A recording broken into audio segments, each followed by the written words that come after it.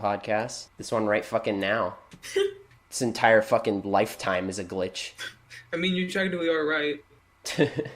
My entire life is a glitch. Okay, it's showing up. Can anyone hear anything? Oh gosh. Please. It actually updated, which is good. The screen actually updated, but I feel like that might be all we get here. Oh god, fantastic. Amazing. That right there is why you're the best boss. Is anyone hearing anything? It's still saying the stream was going on for 18 minutes. Oh wait, no, reset. Okay. Here, I think that would be a good call. I could unmute it, but I don't want recursion. That would be bad. I'm good. Oh yeah, I hear it. Okay, cool. Okay, we're live. It's like, hold on, I gotta... Let me move my mic so it sounds better, not far away. Okay, guys, I'm gonna vore you now. Listen up. Just put your mouth on the microphone. My microphone is fucking huge. I could not fit that in my mouth. Not with the filter on it, anyway. I could not do the. I cannot do that because I have a Yeti in the blue Yeti. Chonky boy. Chunk. Epic chunkster, bro. Welcome to the Voring Our Mics podcast. He the big chunk. He is the big chunk. Very, very, very chonkus. I gotta update the thing. Is anyone actually here? I don't know if it's the stream is. It says 5 viewers. Okay, yeah. The stream thing is not updating for me for some reason. Maybe I gotta refresh like again. Okay, there we go. I think it's kind of updating now. Yeah, there we go. Okay. Yeah, we're good. Okay. So, what were we talking about before we restarted? You were talking about Baldi's Basics? Like the... I'm gonna take out an earbud so I can hear myself better. I think your mic is cutting out for me. Oh, yeah. I just heard. I was like, it's taking him a while to respond. I was like, he hasn't coughed in a while. I wonder what's up. Oh, God. Oh, Jesus. 1 second. I'm gonna leave the call for a second. Yeah, you're acting... Do that. 1 second. Okay.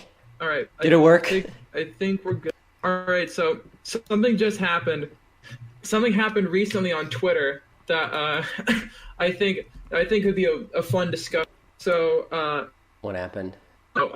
Calling out G Fuel and saying it's extremely it's a really unhealthy product, and it's also being advertised towards kids. I saw your response. Well, like Keemstar. Well, the thing is, though, yeah, arguably, but yes, Duncan is I think he very much is in the right here about fucking G Fuel.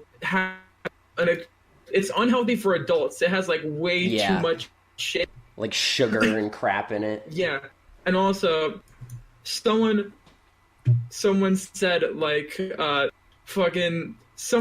Duncan has, okay, so let me just explain something here. Duncan has a master's degree in genetics. What? So like whatever that's the main thing that's what he went to study. And so like, I think it's really funny. Someone literally responded to him saying, unless I'm wrong, you have no background whatsoever, so your claims are completely baseless. Jesus. I'm just like, oh boy, the storm about to hit this guy. He's literally like, I have a master's degree. And it's like, Brian, and I have the a only PhD. And the only reason why he doesn't have a full-on doctorate is it because of him being on YouTube. Jesus. So like, is he gonna quit YouTube to get his doctorate someday? He was thinking about it for a little bit, but I'm not. I think for now, I think once he really doesn't start to, once he, you know what I mean, when YouTube really starts to go downhill. Yeah, we'll know. We might know. We can't be sure. Yeah, I'm hoping YouTube gets their shit together. But we know that will never happen. Everybody says that, like every time YouTube does anything, and then they never do, and then people just have to deal with it. It's the worst. So it's that the stream's a little laggy. I don't know what I can do, honestly. I fucking, like, there's literally nothing going on screen. You know what we could do? We could genuinely just pull up an audio recording software and make a podcast and just upload it to SoundCloud. Can we stream that, though? I kind of like streaming it, because you have, like, the interactive aspect. Yeah. Maybe I can stream it, because I have pretty good internet. Yeah, you sure could. I don't know, man. I don't want to sound rude. I wasn't trying. No. It's okay. It's just like, discouraging. It's like, wow, I'm anytime I sorry. try to do anything. Oh, it's better? Okay. If something happens, just try like refreshing, and if it's still like really bad after that, then it might just be me. But Yeah. I really don't know. We're really just shooting the shit, and it's falling apart as we're talking. Yeah, it's fine. It's all good. That's just how it be sometimes. It's just how it is on this bitch of an earth. Maybe after I can like highlight this podcast and then just like turn it into audio and then upload it. Yeah. And I have a SoundCloud, so it's like whatever. I don't really use it. I already you usually sound- only post like memes on there, and I haven't posted anything in like months. So it's like Are you a SoundCloud rapper? I don't think my 2 SoundCloud followers would give a shit what I upload. But yeah, the gamer fuel is very much not good. Very yeah. very bad product for. It's not healthy for adults. It's fine if you like drinking it, but it's very bad that people are advertising it towards kids. The Much Keemstar like with the cocaine. CS:GO, much like the CS:GO gambling thing. Oh yeah, That's terrible. definitely not. That's not good. yeah, that's very not good. I like calling it the Keemstar cocaine. Oh my god, that just the idea that someone out there has snorted G Fuel. is Oh, very funny. absolutely. Anything that comes in like powder form, some idiot has like cut it into lines with a credit card and snorted it. One of my like mutual friends that I knew when I was a freshman, he got paid $5 to snort Fun Dip or Pixie Jesus. Stick. One of the Oh two. yeah. That was a big thing when I was in middle school. There was literally an announcement on the on like the PA in my middle school where one of the deans was like, "We've received a notification that some of the students have been snorting candies like Pixie Sticks, and we just wanted to say that you should not be doing that." I think he said like you should not be doing that on campus or like on school grounds. I was like, man, is that really all they care about? I feel like I remember that. You can do it at home. You can go fuck yourself up through that, but not on campus. That makes us look bad. Basically. I don't remember though, but it was very funny just being in lunch and hearing that announcement, and I feel like everybody just started like laughing. Also, I think feel it like might the have chat been is delay. like way behind. Yeah, Yeah, I was about to say. I'm just gonna YouTube hide already it. has It's gone whatever. downhill. Yeah, There's it's so very many much. people I watch who have to censor themselves now. Yeah, and like that's Super Mega. So stupid. Yeah, it's stupid. Like it's never even like a swear word most of the time. It's just like another YouTuber or like something that's like relevant and controversial. They're like, we can't say that. It really sucks that people have to censor themselves now. And the Yeah. Super Mega, they at least they have a Patreon. Once Yeah. they hit a certain threshold, they're probably going to be able to just turn off advertisements or AdSense. Yeah. And just be able to and then live solely through that. Don't a But lot of YouTubers do that? I know Jim Sterling does. Yeah. After he reached a certain amount, he turned off ads so he 'Cause could. I feel like a lot of like I feel like there's another threshold where you get so much money from like support and stuff like that that you turn ads back on so you can make even more. Like I feel like PewDiePie does that because he makes like the 10-minute videos and he makes like the like you know Well, at least everyone's like, oh, the mid-roll because ads. he There's like has- 50 mid-roll ads. He has editors to keep on the payroll. Yeah, that's true too. Brad and Brad too. I mean, he's giving people work, which is good, but also Yeah. the end product is just like Bro, his Minecraft videos are actually amazing. They're really funny, and also he's actually like he knows like a lot about the game now. dude, I am such a fucking boomer when it comes to Minecraft. I have no idea PewDiePie what the knows fuck about anything setting up is now. like fast traveling in nether portals because Yeah, you know if you yeah. walk one block in the nether you walk 8. Yeah, So he set yeah. up like portals to go to different places. He's actually like he is thriving. Like he's doing pretty well, and it's honestly I'm really happy that Minecraft is cool now. I never found it like cringy or whatever. Like that's not why I stopped playing Minecraft. It was just that like I kind of fell out of it because like my friends stopped playing it and I didn't really have anyone to play with, and all I really did in single player was like build shit in creative mode and like make little Minecraft videos. Yeah, that They're makes still sense. up on my channel, by the way. I'm not removing them. I'm embracing my past. Along with the Pokemon Emerald series that will never be finished. Yeah, just 8 years from now, I'll Once just finish it. once you come back, once you get back here from college, we need to finish 64 DS. Oh yeah. We need to binge record that whole game. Yeah, And I'll be home for the winter, so I won't be dying of heat. Like the main reason I wanted to stop recording is just because I was like actually Yeah. dying. I was 'Cause, like, like, I cannot go anymore. Yeah, my room is very hot. I apologize for that. No, it's cool. And if you had an And after AC, that, it would have just been noisy and impossible to do. Yeah. I think we need like a You know what we longer could do? microphone cable because that thing was like on the floor. I found us like hard to Yeah. hear at some points. We could also, if we want, I have. Oh no, wait. What happened? Both my Sapphire copy and my Emerald copy are in use right now. Oh shit! could- oh, we- for your we egg could- lock. Yeah, the egg lock that's on postpone right now, but I will finish breeding for that at some point. But we could in theory record like Pokemon Ruby or something. Dude, you for know what I want to do? I want to homebrew GameCube on my Wii U on the Wii menu, and then I'm gonna find a way to like hack the Game Boy player into the GameCube into the Wii.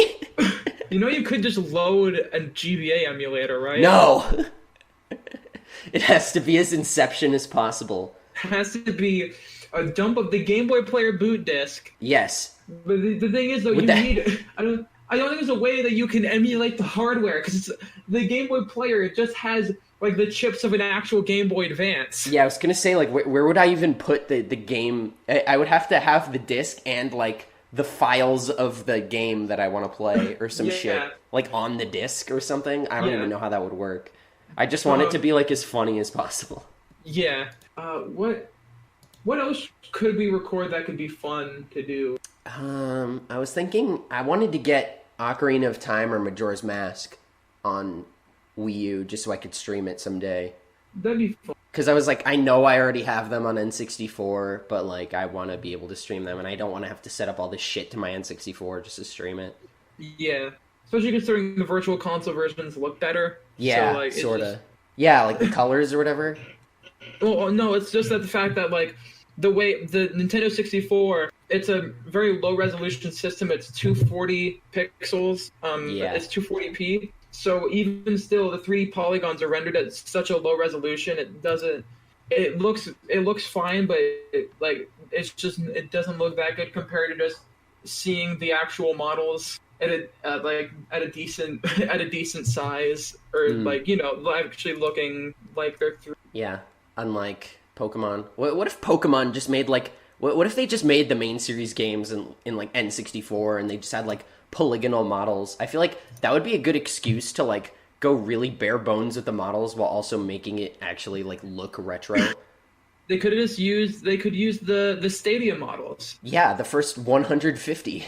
No, they had Stadium 2, and then they also have the Gen true. 3 models from Coliseum XD. And Battle Revolution, if you want to get technical, if they use those. They could. They would just they would go literally to that. have over half of the Pokemon done, or at least half, because they're supposedly reaching 1,000. But like, I don't buy that, because Masuda was like, oh, with forms. I'm like, fucking Spinda has like 10 billion forms. Yeah. There's not 10 billion Pokemon. Like, I think he more so meant like all forms. Like I think, but like the versions that actually have a difference in play, like all the Arceus forms, all the Savali forms. yeah, that's what I mean. If it's like, I would say keep it to the Dex number. Like, if it has a Dex number of its own, that's a unique Pokemon. Like, I could see different forms because you can like catch like 2 Shaman and have one of them be Sky form, but like I'm talking more like VGC rules where they're like no 2 of the same Pokemon with the same Dex number.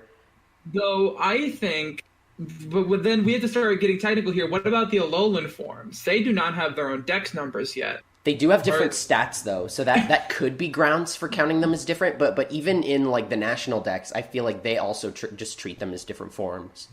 Yeah, I think they should just be. They should have their own Dex number. Yeah. I think that's just how it should be. I honestly wish there was like more Alolan forms and like for like more than just the Kanto Pokemon. I want my fire type Alolan Weezing. God, I remember. Someone rumored that there would be like a fairy one and it would shoot like healing dust or whatever the hell. I remember seeing something like a Poison Fairy Audition Gloom and Vileplume, and I thought that would have been sick. Because it got like For- Moonblast or something. Yeah, because they already have Moonblast. It would have been cool Yeah. for them to have, and then they could have given them something even crazier for like the Alolan form, having like Shadow Ball and Psychic on it Yeah, that as would its be nuts. thing. That reminds me of like Insurgents of like the The Delta Delta forms. Venusaur, where it's Yeah, like Delta fairy Venusaur is being Psychic Fairy. Yeah, and it just gets like all those crazy moves. We should play You know what, Insurgents. maybe? That would be fun. Yeah, because I played for a little bit, and I enjoyed what I played. But man, Insurgents' plot's fucking weird. Yeah, it's also fucking hard, like for no reason at all. Yeah. Like I don't know if it was on purpose or if just like fan-made If games there's- tend to be more difficult No, just because they don't know how to there's- balance the game. There's three things that fan games have in common. Fucking stupid plots. Oh, also, Blueberry Bubble Tea, hello. Stupid plots, I'm not looking at that. unbalanced difficulty, and like overuse of swearing in dialogue. Yeah. Like, that's the three most common things that you see in a fan game. Dude, I played Pokemon Glazed, and that's like considered one of the best hacks. The first gym leader has a Jolteon that has Slash and Thunderbolt. I'm just like, how am I Jesus supposed Christ. to fight this? Yeah, like I don't know. There's no rematchable trainers at that point. You can only fight against Yeah. certain wild Pokemon. Yeah. They're like level 8 when you're in the teens. It's honestly I don't get how these people play test their games. That was why I got like so bored with Insurgents, because like there's such a huge like gap in between the first town and like the first gym. There's like three, like I don't know if they're full towns, but there's like three areas, like that dream sequence. Well, you technically don't have any Pokemon yet, so I'll just keep it to like the main town. I feel like there's like two towns in between the starting Yeah. town and the first gym. So by the time you got to like the fourth town, it's the first gym, and like you're super under-leveled and you can't rematch any trainers. And I feel like that's why I got so bored with Insurgents, because I just remember like grinding off wild Pokemon and like barely getting anywhere. And I was like, I don't even know why I'm still playing this game. It's just like so boring. And the gym leader is like, I don't remember isn't it the fire gym? And he has like a Vulpix with like drought. And I'm like, Jesus fucking Christ. That's also kind of my problem with Drayano hacks, because I've been playing Volt White for YouTube, and by the way, dude, there's some bullshit. Is that like is that the same guy who made the Insurgents, or is that a different? No. Drayano is just very known for making very difficult ROM hacks. But he does it on purpose, right? Yeah, that's like the main purposely meant to be beefed draw. up. But here's something to think about in terms of Drayano's difficulty. YouTubers, for the most part, do egg locks, where people submit eggs and they get sent competitive level mons. Yeah. Like, Game Boy Luke's starter in his Volt White 2 egg lock was a Gligar with Earthquake. Nice. And just platinum. He wiped at the Elite Four. Jesus. And that's what happens with everyone in Drayano hacks. They wipe. Because it's so crazy hard. When I played his Heart Gold and Soul Silver hack, I had a Quilava when I went to fight Bugsy. This Heracross, I used Flame Wheel, it purposely lived, and then got on 1 HP and used Rain Dance. I'm like, bro, what the fuck? Wait, what? His Pinsir had Rain Dance? His Heracross had Rain Dance. Does it even learn that normally? It does. What? Most Pokemon learn Rain Dance and Sunny Day normally.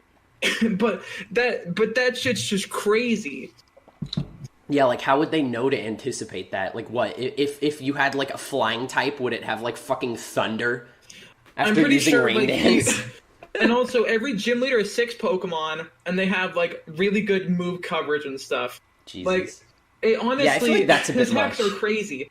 And that's why they're seen as like a rite of passage to Nuzlocke. If you beat a Drayano hack, you are Just you like are pretty vanilla? good at the game. Or just locking it?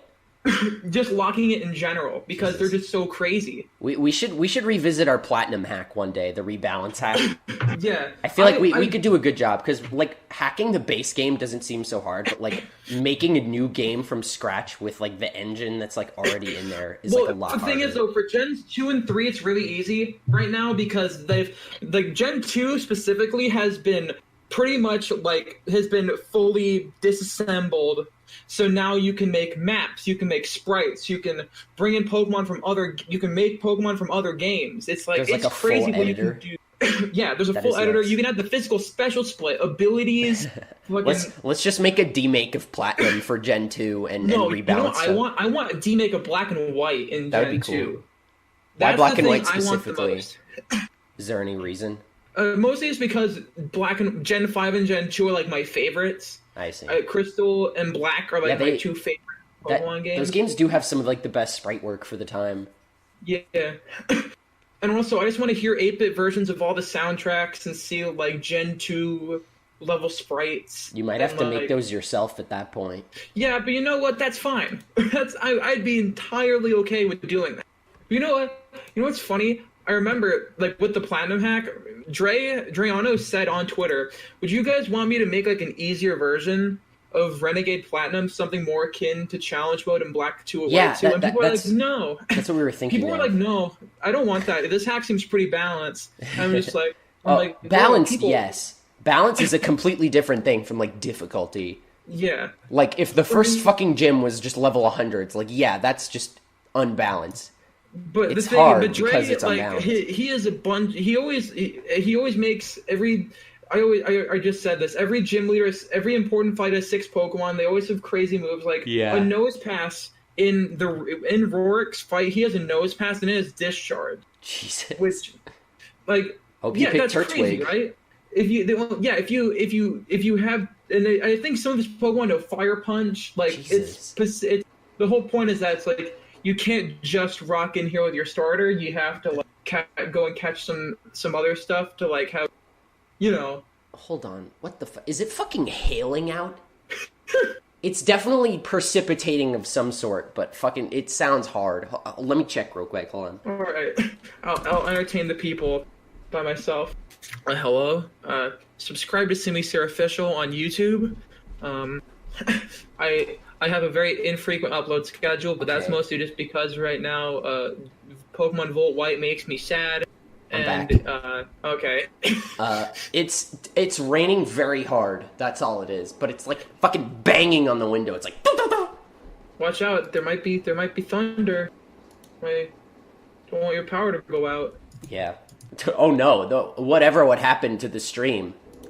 Oh no, the podcast.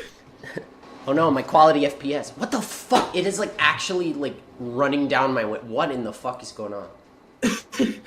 The right side of my window is just straight up water, like it's in the car wash or some shit. I am glad I did not go out with my friend today. Not that he gave me an option, he was just kind of going out. I was like, all right, cool. Okay, so do you know what the game Windjammers is? No. Windjammers is this like Pong style arcade game where it's like you play like frisbee, or it's like volleyball frisbee, except it's like crazy. And I remember during the Game Grumps post Magfest semi podcast, they were talking about Windjammers and everyone really liked it. Proton John just retweeted from the official Windjammers Twitter account that the Windjammers will be at EVO, and I'm kind of hoping that Proton John is going to EVO now. Put them in Smash. I doubt he is, but that'd be cool. What if there was a MAGA fest for like Trump, and people got it confused with MAGFest, and there were just like gamers at a Trump rally and vice versa? Oh god. Oh no. Oh hey Noldo Punk. Hello. He's Chunka in the server. Oh okay. That makes sense. What were we talking about before? Fucking Shadow Pokemon and Pokemon Go? That's pretty cool. That is really cool. I hope Game Freak acknowledges them in some way, or lets the same team make another game in that style. I mean, Genius Sonority was pretty much absorbed by Game Freak. James Turner, the guy who designed Shadow Lugia for XD, yeah, he's still working, right? Yeah. Yeah. That's pretty cool. He made Vanillux, he made Golurk, he made Phantom. Dude, I hate that people hate on Vanillux. People are like, oh, it's just an ice cream cone. Like, because you know that new Pokemon, Alchemy, which is literally just like sugar. It's like a dollop of sugar. But like, it's literally just that. Like Vanillux had like an idea behind it. Like, the ice part is like solid, and the ice cream looking part is like mist. It's not solid. It like blows away, and like Vanillux, the final evolution is based on like a like ice machine, I think, where like the straw is like where the mist comes out and it like solidifies or whatever. For me, I think Alchemy's fine. It's just I don't really care for it much, because me personally, if I want a fairy type if I want to use a fairy type that's based off of a dessert, Slurpuff. is They literally already did it. I don't know what people are just like Slurpuff forgetting is it more because so Gen based 6. On, like, Slurpuff is also like a dog. It's a little puppy. Yeah, it's like Swirlix is like it's a meringue dog. Yeah, but it's still like the same principle. It's dessert, and it's like what even is alchemy? Like a bird? Is it supposed to be like a bird? It has like a beak, right? It's a girl. Yeah, it's female. I love when you see a Pokemon design and it's just like it is female. That is the design. Here, yeah, it doesn't have a beak. It's just a girl. What? Oh, I'm thinking of Aromatisse. That's why. But yeah, it is just like a little humanoid dessert thing. Did you hear about the Gigantamax thing? Yeah. Where like only specific it becomes Pokemon. A cake. Yeah, but not any alchemy. It has to be like specific alchemy. Yeah. Like it probably has to have a certain ability or something like that. It's probably like Lycanroc midday or dusk form. Where it has to have that ability in order to evolve into dusk form, and it still has to evolve at a certain time in order to. It's like what the fuck.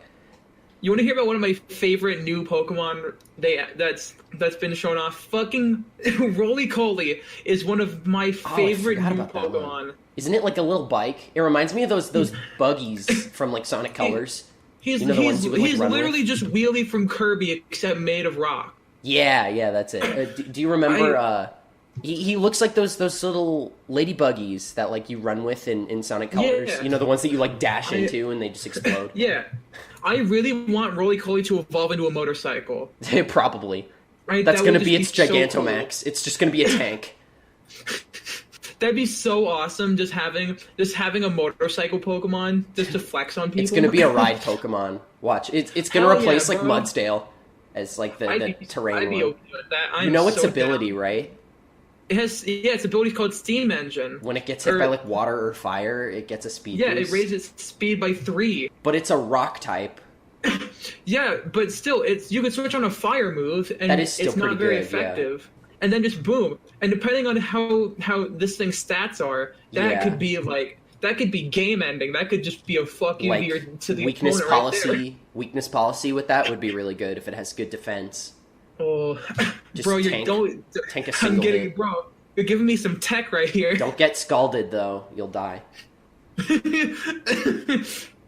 Oh, dude, what if it had like Steam Engine or like Storm Drain or something like that, or some ability that just like negates, or like Groudon's ability where it's like so hot that like water moves don't work. Yeah, Desolate Land? Something like that, but like not weather not status. The same. Yeah, like it negates water, but it doesn't cause like the sun or whatever. Yeah, that makes sense. You could also like partner this thing in like a double battle. Just use like Lava Plume or something. Oh, you're right. Just like easily. Oh, you have to worry about the burn chance though.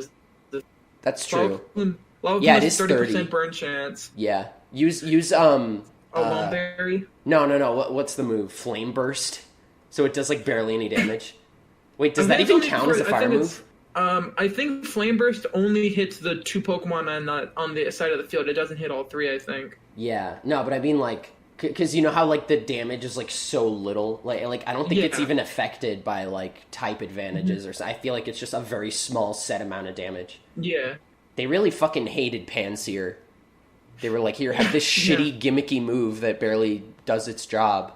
And you know the game is single player, so you'll never even get to use the... They gave Pansage and Panpour Scald and Seed Bomb. Literally.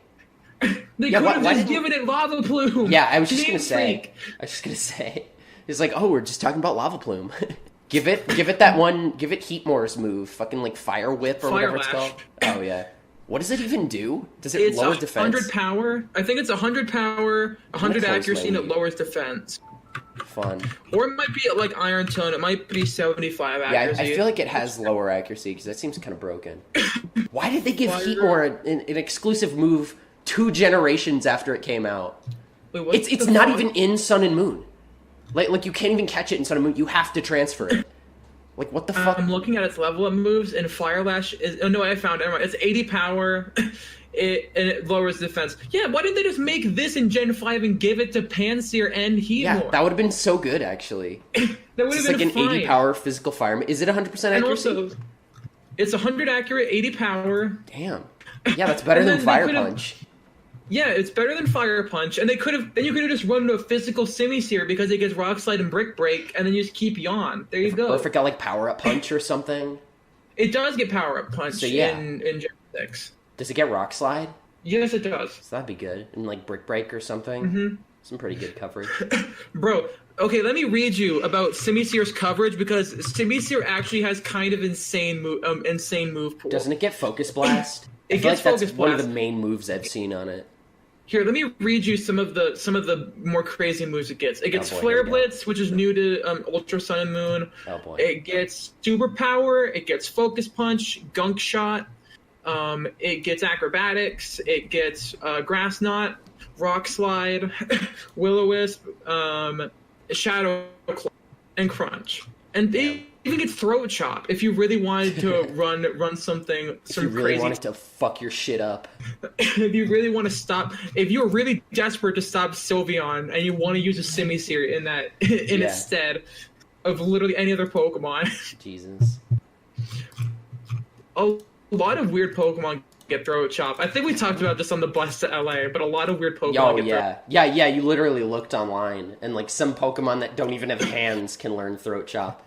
Rapid Dash. It's like, what the fuck? Wait, didn't this whole thing start because I thought a certain Pokemon should get it that didn't? I think you did. I forget what we were talking about, but Because I was like, it think- literally has hands. No, we were talking about Incineroar, right? And then we went to like Yeah, other dark Incineroar types. gets it. That's yeah, the first. yeah. Weavile too, for sure. Weavile gets it through breeding. Everything else gets it through tutor. Yeah. Well, also Weavile should be able to learn it by tutor, right? By that logic. Yes. Speaking of tutors, that is the dumbest shit. Because you know the fucking superpower Spinda they gave away? Yeah. It's literally a tutor move, and you can't fucking And you learn can't it. get it.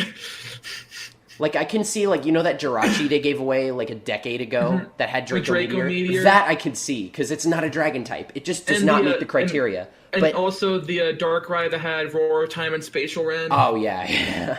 Yeah, that also makes sense. Yeah. I think someone in Gen 5 hacked me, like, a Kyurem with Dark Void, and I can't transfer it, but I do definitely still have it somewhere in one of my Gen 5 games. Okay, you know what they should bring back? Okay, so in Japan, they had these events where they gave away eggs with like special moves on Pokemon. Oh, I remember. So- Weren't you telling me about that? Where, like, Squirtle there gets, was like... Petal Dance Psyduck, Petal Dance Pichu, Smoochum, Igglybuff, and Cleffa. Dude, if I got that Petal Dance Pichu into Ultra Sun, maybe that would make my Pichu solo run easier. There was Zapcan and Squirtle. Oh, yeah, that was the fucking move. I was like, what? That should be boosted by Mega Launcher. That would actually be It really should. cool to see. Like, Mega the thing I don't Blastoise get- with fucking... The thing I don't get is literally only one of these Pokemon that they gave away in those eggs already didn't have access to a grass move in the first place. Why do they make it unobtainable? What do you mean? Raichu gets Grass Knot. Yeah. Clefable gets Magical Leaf. Wigglytuff gets fucking Energy Ball. Jinx gets Energy Ball. But it's a stronger version. They should just allow it to. It's not like it's going to change anything. Golduck is not going to be banned to Ubers or banned to VGC because it knows Petal Dance. Yeah. Unless it had, like, own tempo or something. Yeah. By the way, also, it makes sense. Alolan Raichu is from Hawaii. It'll be doing the hula. Penalty. Yeah, oh my god, you're right. Let Raichu hula. What do you want me to do? Dress and drag and do the hula? It doesn't even need to be in drag. It could just chill out and dance. You know how in Pokemon Go they always release like new Pikachus with like new hats or outfits or something? The lucky one. They should do that with Raichu or Alolan Raichu. Just have one with like a lei and like a grass skirt, and it does like a little dance on the tail or Yeah. whatever. Because it already has that little arm motion. Yeah, it already does a little dance while it's moving around. Honestly, I feel like a lot more like I don't know. I don't know what word to use, but I feel like the people who like put stuff into Pokemon Go like really care about just like they add like new Pokemon all the time. Like they add them in huge bunches, and they add like Pokemon that aren't even real. They just like throw hats on them, and they're like, here you go. Here's like a Pikachu with a funny hat, and it's like, wow, I love this little like charming customization sort of thing. Remember you that get. thing that you saw in the Pokemon movie where Mewtwo was wearing battle armor? Here you go. Oh yeah, they did put that in the. Oh yeah, I totally like fucking armored Mewtwo. Like it's no different than like regular Mewtwo stat wise, but it gets like different moves and it looks cool as shit. Yeah. You know, like it's just like it's like a fun fan servicey thing. And now they're putting like shadow Pokemon in. They didn't have to do that. That has nothing to do with the main series games, but they're doing it anyway because they're like, oh, we like making our own little game. This was a dumb side game that was panned by Pokemon fans and critics back in 2003 or whatever. Yeah, literally. And now they're out here referencing that again, and you literally purify them, by the way, and they get return when you purify them. I hope. I think, you know what I want them to bring back for okay. So in Pokemon XD Gale of Darkness specifically, if you purify the Shadow Lugia, it gets Psycho Boost. Yeah, I remember. They should just bring that. That makes sense. I get it's Deoxys' signature move, but also just let Lugia have it. It needs it needs an offensive boost. Are you not able to like transfer it from next? You can transfer it. It's still allowed to be transferred, but the thing is though, it's just that you can't. It's the only way you can get it. Yeah, which so is yeah. I always wanted to run like a Psycho Boost Aeroblast Lugia. Okay. By the way, have you? I'm sorry. What were you saying? No. Go ahead. I'll remember this. Have you seen that in VGC, at least in the Moon series, that Shedinja actually had some pretty dominant usage in because what the reason is it got access to Ally Switch through use of Move Tutor. That's hilarious. So what it can do now is it can just bait someone into attacking it.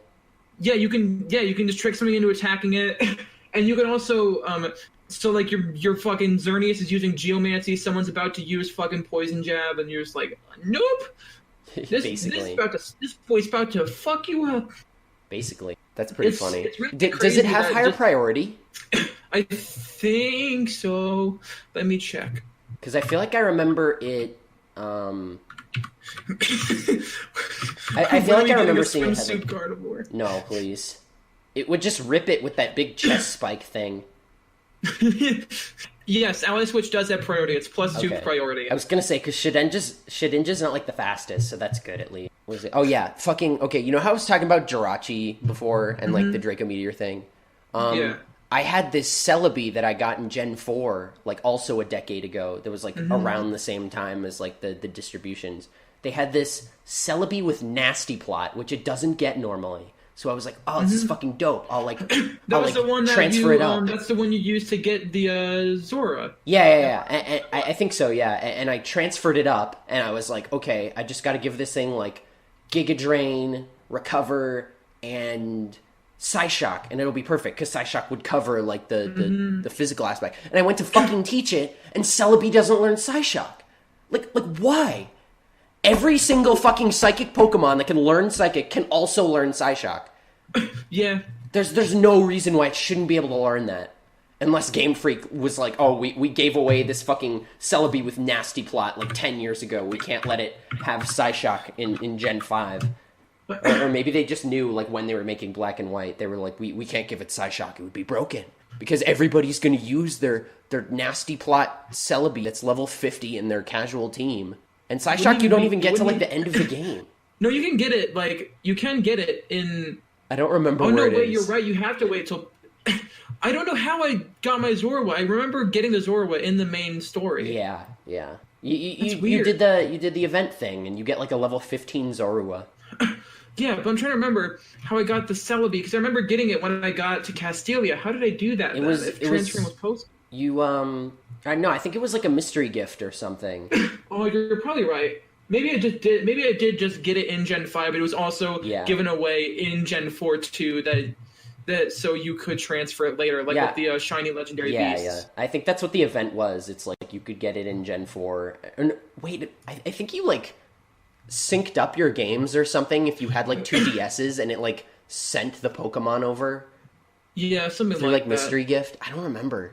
That is weird. Because, the park or whatever is, like, post-game, which is the only way to transfer. But I do definitely remember having, like, all of those Pokemon, like, before I beat the game. And, like, doing the events. Because, like, the Zoroark transforms into the dog that's super effective against the one you have. Yeah. Usually, because like what? Electric beats water, water beats fire, but fire doesn't beat electric. So okay. You know what I didn't realize? What? I think this is a sign that how little I play, how little of Black and White 2 I played. In Lost Lorn Forest, there's this guy that you can just walk up to and he'll be like, "Hey man, have you heard about Zoroark?" Yeah. He's a little NPC. He gives you Snarl, and then he walks away. Then he turns into Zoroark, and I was like, "What?" That's after the field is like cleaned out. I think like after you do no, the event thing is, and like though, the I field remember opens seeing up. someone just like walk in. But yeah, I did not realize that, and I was like, "Whoa, that's crazy." Yeah, I find it kind of weird how like limited the Zoroark was, because like you can breed them. So if you did get one, you could like hypothetically just breed them and like distribute them. But if you're doing like a regular playthrough, like those, they're not even like mythical or anything. Those just like totally normal Pokemon are just unobtainable through legitimate means nowadays. Yeah. Unless, like, oh yeah, you can't even get it through GTS anymore, which is how I think I did it at some point. No, in Black and White 2, you're given a Zorua that has N's trainer ID. Yeah, I remember. So you at least get one, so you could breed it with a Ditto once you beat the game. I think I used that Zoroark on my team when I first played White 2. I never used one mostly because Zorua's level up move pool is just... every time I look, I was like, oh no. I replaced the Zoroark. I think I remember using a Hydreigon on my team in Black, because I was trying to complete the Pokedex, and I swapped out my Zoroark for my Dino, because I didn't need 2 Dark types on my team. So by the time it was, like, fully evolved, it was just caught up with my team, so I was like, whatever, I'll just use this now. Might as well. Might as well jump. I really want to... For me, okay, Dano and Zweilous have grown on me a lot recently, and I really want to use them. Somewhere. I don't know where, but somewhere. Over the rainbow? Yes. Because you're so cute. There's little shaggy cave dragons. Yeah, they're nice. And they're just blind. Yeah. I would have fucking loved, like, Mega Hydreigon if it had, like, 5 heads or some shit like that. That would have been awesome. And also, for me, like, the thing I like a lot, I like a lot of multi-headed Pokemon. Yeah. And I like that Zweilous' heads, like, just don't, they don't get along. Yeah. But I like the idea of, like, some trainer having this really, just out of nowhere, having, like, a really nice Zweilous, like, it's just really, like imagine, like in the anime, some guy walks to Ash, like, hey, man, can I hang out with you? And he's like, yeah, sure, whatever. He sends out this Hydreigon, something in the Pokedex that literally says it devours everything in its path. He sends it out, and it just, like, gives him a big ol' hug or something like that. That's just Guzzlord. Guzzlord seems like it would be, like, some fucked up mega version of Hydreigon, doesn't it? Because it's got like the mouths for hands, it's got like the big central thing, and it's got like the eyes and like similar-ish color scheme. They're both black, but like that's the only real thing. It's also always devouring something. Yeah, it's got like the same type. Dude, game theory. What if game theory? What if Guzzlord was just like alternate universe corrupted mega whatever? Isn't it eating like when you go to its dimension? Isn't it like eating a town or some shit? It's eating something. It's the first town. It's Howley City, isn't it? Because the music playing is like the Howley City theme backwards. Yeah, some creepypasta shit like that. You know what I think would have been neat? What? Okay, I get that. I kind of get now that that fucking Lusamine forced Lily to dress up like Nihilego. Yeah, with the hat and the hair. For me, I think it also would have been a really cool plot twist if the Aether Foundation literally was just Ultra Beasts disguised as humans. That was the first theory, because people thought like Lusamine looked like Pheromosa. Yeah, like Pheromosa. And Gladion had like a similar color scheme to Buzzwole, I guess. Yeah, and, like, I think Guzma it would have been. looked like Zerkatry because his hair. I think and his that body. would have been a really cool plot twist of the whole like aliens. Okay, yeah. If Ultra Sun and Moon did that, then it would have been good. Oh, that would have been fucking incredible. And then that's how it connects to Necrozma, because Necrozma's actually like he's technically trying to stop them because he knows, but he's still kind of evil. And and like the Aether Foundation is like trying to convince you that like Necrozma is the problem. They're like, it's trying to go through the wormholes or whatever, and it's like, I gotta help them. Necrozma would have been it being corrupted by Ultra Space. Yeah, isn't that what it is? No, it's not. Ultra Necrozma is just Necrozma's purest form. That's what it naturally is. It's just a regular. Didn't it get sapped though, or something?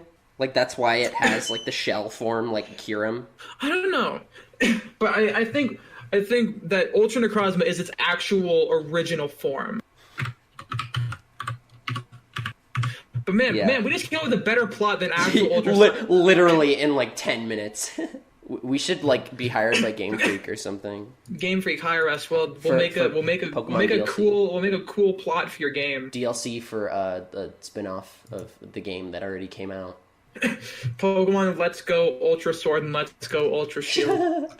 Ultra Necrozma.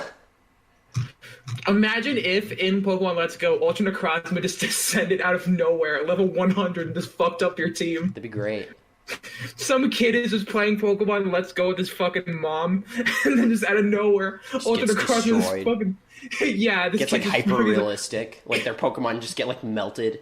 He screams. That'd be great. I had an idea for like an open world Pokemon region, and I still have like the layout in my head.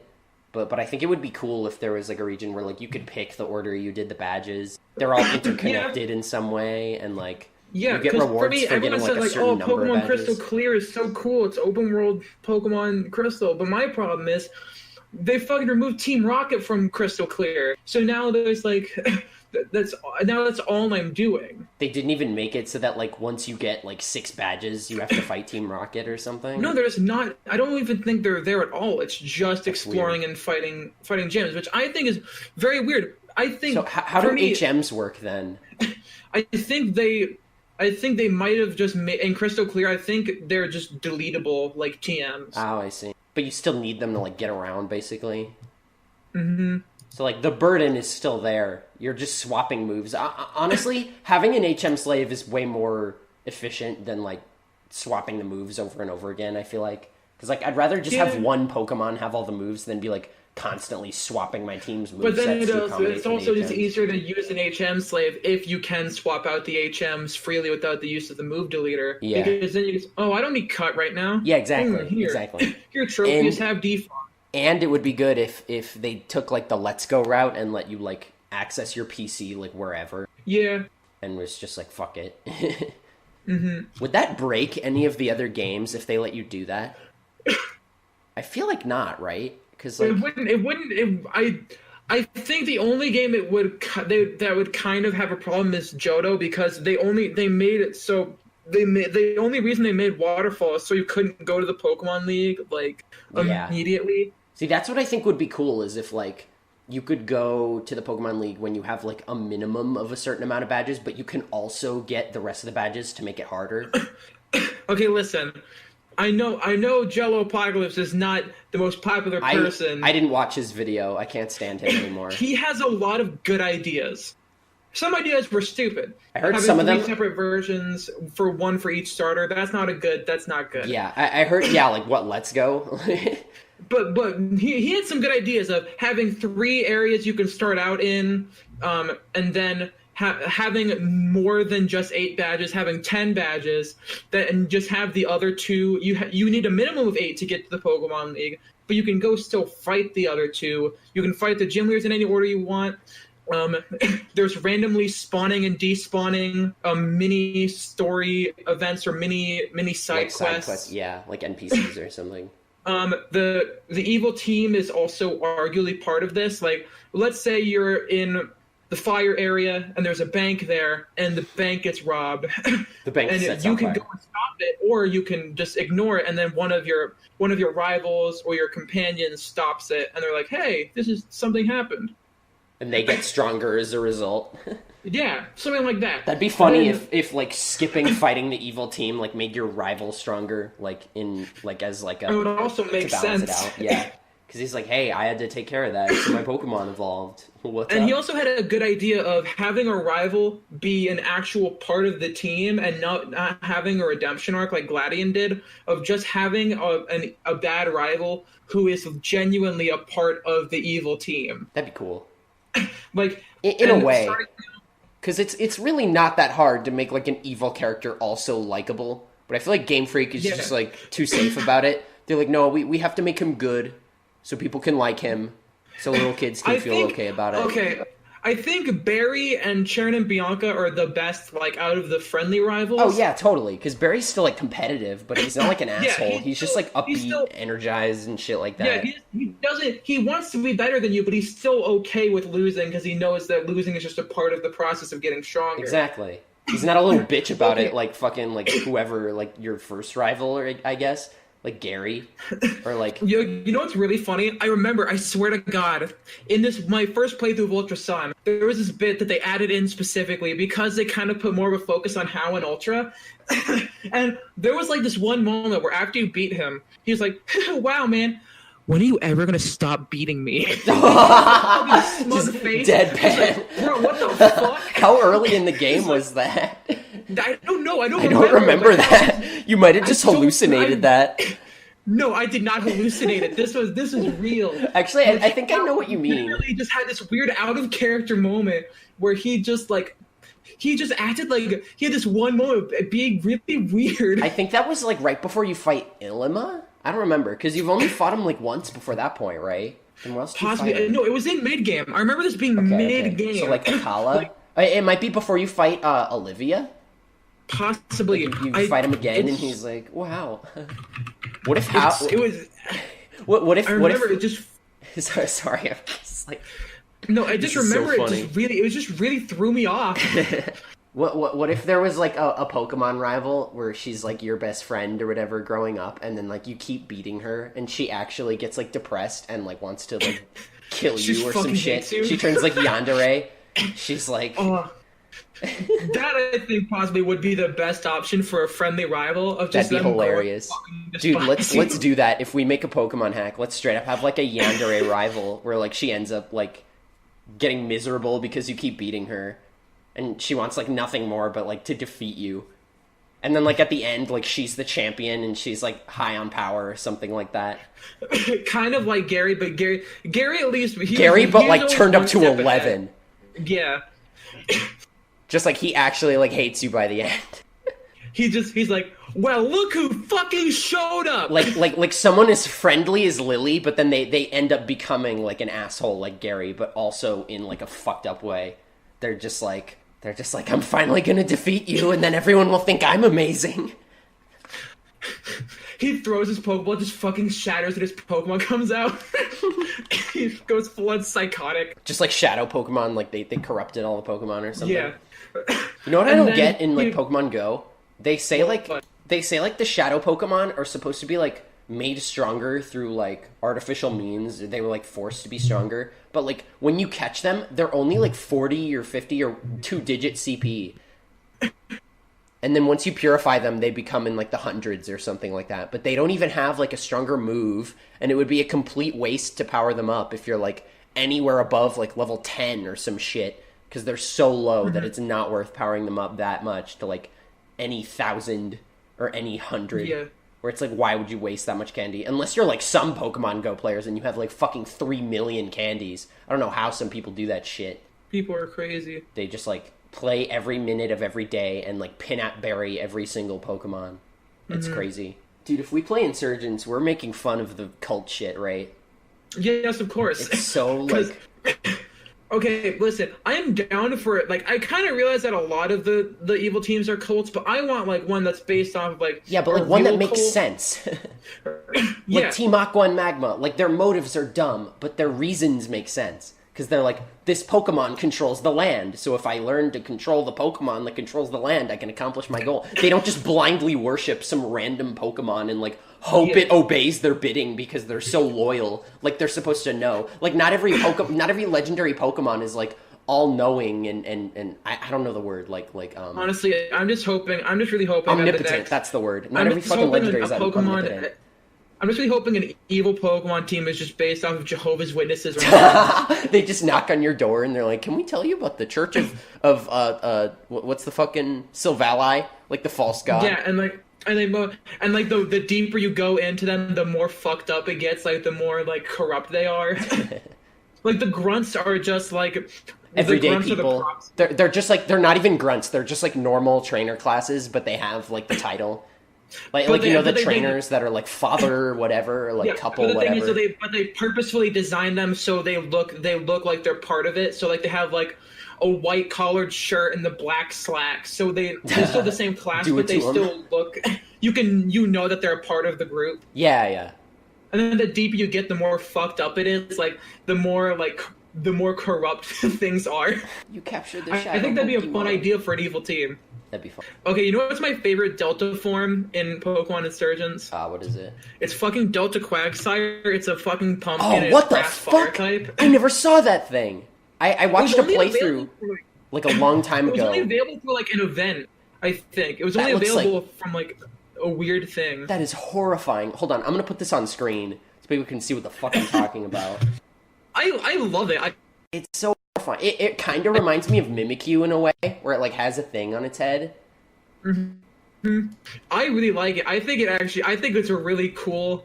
Because it still kind of has like the same body type of Quagsire, but it looks. Yeah, like it's one of those like silhouette memes where like that Oshawott with like the Yeah. acorn on its head. Oh, you have to get it from you get Delta Wooper from a game corner for 9999 coins. Jeez. This is I put it on screen right now. This is I think it's I really like it. Like unironically, I think it's really a cool idea. It sounds like it. I guess I'll just leave it on screen because I don't know if people are seeing it or not, or how delayed it is.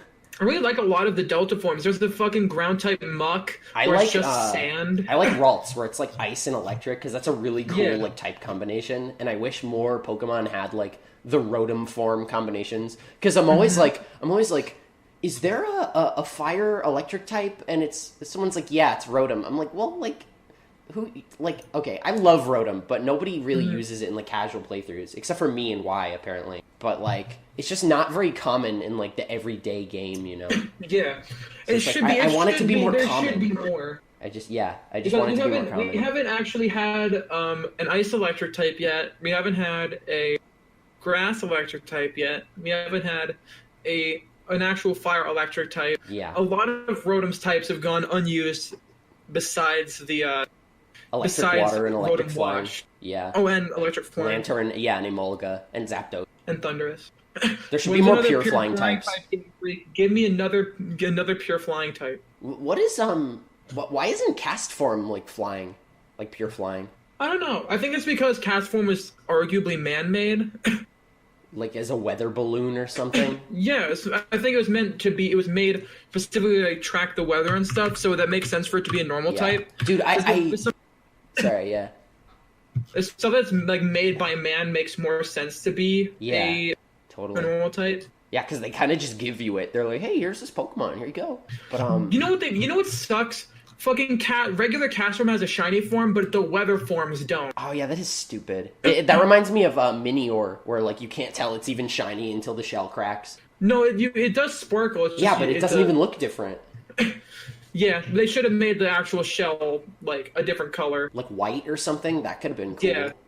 Or like black, like the You shiny. know what I think they also should have done? Instead of making just the one shiny form, they should have had it be like black, but then also have it still have some like form red of sprinkles or something, or like blue sprinkles. Like have the sprinkles be based off of the actual base color. You know what shiny Minior's like pattern looks like? What? You know when you go mini golfing and there's like that, Yeah, that shit on the floor? It looks and just like also that. bowling alleys. Yeah. No, but I mean like specifically like the rubber stuff that's in like the mini golf places. It's, like specifically that stuff. That's how I imagine it like feels or looks like. 'Cause it looks I just wonder like that. if you touched a Minior, how would it feel? Like a fucking rock. Would it be hot on the inside? I don't know. It is the core. I think Some like I don't know because it is based on like literally meteors and like how they break Yeah. apart when they enter the atmosphere. I'm just forgetting every single word today. Yeah. You know what I always hoped for? I never got why there wasn't a cast form sandstorm form. Yeah, they should do that. It could be like a dust Weather dune already or is something. a rock move. Yeah, that would be cool. Come on, Game Freak. Wait, even in Gen 3, they already had a Pokemon who could set sand through its ability. Yeah, T-Tar with yeah. Sandstream. They all had drought. They all had weather abilities. Yeah, that was when they were introduced in Gen 3. The only thing that they added in the only weather ability they added in Gen 4 was snow warning. Yeah, exactly. I was gonna say, like, snow warning wasn't even a thing in Gen 3, so it makes no sense why there's a hail form but no sandstorm form. And pure rock isn't like a terrible type. Like, and also its special defense would get boosted in the sand. yeah, exactly. Do you think hail should boost like physical defense? I think so. Because ice types are already kind of shitty as far as like their gimmick goes. Game Freak, give ice types resistances. Please. Yeah, why don't they? It's the only type that only resists itself. And bug and fighting are the only types that resist each other. Unless you count normal and ghost, but they just straight up don't affect each other. Yeah. There should really be a normal ghost type. That would be really... You know what they could do? They could just make it a little ghost that's like just like the floating pillowcase. The KKK. No. That should be the next evil team. Just the KKK. Yeah. But like the Pokemon, the Poke KKK. This is how you get banned off Twitch. Yeah. Hey, I never said it was a good thing. I did say they were the evil team. This reminds me, I think in Pokemon Clover they had a Pokemon like that. I did kind of like what they did in like Sun and Moon, where like there's an evil team with Team Skull and there's a supposedly good team in like the Aether Foundation. Yeah. But then you end up like challenging both of them. Mm-hmm. I thought the plot nearing the climax where you're like in the Aether Foundation and you're like fighting all the grunts. I thought that was like amazing. Like that whole arc, was really cool. That was really cool. You're just infiltrating their base and like like you're uncovering like the darker side of the Aether Foundation. You're like, why are these guys fighting me? Where's my stealth segments? Where's my really Ocarina of Time stealth segments, Game Freak? What? Because you know, Pokemon? Like when you're trying to sneak into the princess's castle, you did sneak by the guards. I think that'd be a cool thing to have, just the stealth Pokemon? Section. I don't know, it could be fun. Dude, they should make like an ancient Pokemon game. Yeah, it's set in like prehistoric times. No, like, because you know how in like X and Y they're always talking about like, oh, 3,000 years ago people worship this Pokemon and the royalty were like, like it'd be really cool to see like a Pokemon under like a monarchy or something. Yeah. Just have like, you know what you could do? The Prime Minister be the president, or be the champion. In Lucario Mystery of Mew, that Lucario was entrapped in that staff, and they could just make like an ancient version of a Pokeball where it was like fucking magic. They're like crystals or something. Like yeah, Crystal Monsters. Monsters game. Okay, we have to play that. Is it on Wii U? Bro, it's on... dude, I have my Capture 2DS, the DSiWare game. Yeah, it is on... is it oh, yeah, because it does have touchscreen stuff. Yeah. Did they put any DSiWare games on Wii U? I don't think there's any DSiWare games on Wii U, no. That's lame. But you know what? I would gladly play that for the sake of... Because I don't even think there's that much video footage of it on the internet. Yeah, it's so obscure. You know the one quick time event at the beginning of the game where like the bully like shoves you or whatever and you like tap real fast to shove him back? I always thought that was really funny. Because they use that in the trailer too. They're like, whoa, it's like interactive gameplay. Like I remember watching the trailer for the game being like, whoa, dude. I remember at some point... do you have it on your 2DS already? Because didn't the shop go down or something? I have it on my 3DS. Or do you have to like transfer it or something? I'll just buy it again. I thought the shop was down. The 3DS shop is still up. Oh, okay. I was like, okay, so you can still buy it through the 3DS eShop. Yeah. Okay, that's good. I was really concerned. I was like, but yeah, I would gladly sit down and play through Crystal Monsters. I remember it's been so long. I haven't played it since you like first told me about it. I beat like the whole game, and I beat it in the course of like a couple weeks, and I played some of it on like a road trip or something. And I remember at some point, there was this. I remember I got to like one of the first bosses. It was this like big fucking terrifying monster. I send out my little fire guy. I do one attack, and it just dies in one hit. Yeah. I'm just like, wow, that was very, very anticlimactic. I forgot how the moves even worked in that game. Like, you had to do like a little mini game where you had to like press the button at like when it was like a spinner. Yeah. But Pokemon Go kind of has that now in like the PvP battles where like each of the attacks is a little like touchscreen attack and you have to like move your finger around and like hit all the circles or something like that, which I think is pretty cool that it adds like an interactive element. And like the more circles you hit, like the more damage it does. And you have to hit all of them to do like perfect. It's not just like mash on the same button. I didn't do much PvP before they changed it, so that's good. But yeah, some of the dialogue I remember in Crystal Monsters is like really funny too. Like it's just really weirdly like fast paced. You get your guy and you beat like one boss, like mini boss monster, and they're like, oh hey, you should go to this big city and like do the tournament, and they're like, what? So then you go and then you do the tournament and you go through like this whole area, and then like doesn't the place get like blown up by an evil team or some shit? I don't remember. It's been so long. It's so weird. Like shit just changes so fast, and you're just like, okay, I guess I'm doing this now. I just remembered. Fucking Salty DK Dan, he streamed Crystal Monsters, and he did a thing. There was this thing where you can upgrade your monster, and like you could like take evolve. a photo. Yeah, the game like teaches you. He took a photo. No. He took a photo of Obama, and then if the Obama face went on the monster. Oh, I remember that. I never did that because I didn't want to. I didn't want to like mess up my monsters because I'm like, I want them to look like monsters, not like real people. Hold on, I'm looking up. I'm looking up speedrun of Crystal Monsters on speedrun.com. I want to see if there's no results. No results. Fucking free world record. It's time. Let's get to routing. Dude, yeah, literally. Dude, we don't even have to route it. We just have to play the game in one sitting and beat it, and it's a free world record. Easily. Oh my god. Easily. We got to do that, and we got to do the Futurama game because there's no world record for like all nibblers. So we could easily just play the game and get a world record as long as we have all the footage in like one go. Like if we record a let's play of it, we just have to do it in one sitting. And then just upload the full thing. Oh yeah, people have done that before. Like when games first come out, they'll just play the game and then just upload it to speedrun.com, free world record. Yeah. And then if you actually care about keeping it, you can like try and do better. But like some people, I feel like just do it for the meme. You know what? I remember I told you about this. Me and my friend were planning on we actually did some attempts, but none of them were successful. Of Minecraft. I was doing Minecraft co-op speedruns. Yeah, I remember. And because there's only 4 world records, all of them host. There was Canadian, French, and 2 Japanese. And so if we did it as an American group, we would have been the best American speedrunners of that category. Are you still gonna do it? Yeah, we would have also been instantly in the top 5. That's pretty good though. Yeah, if there's like less than 5 runs.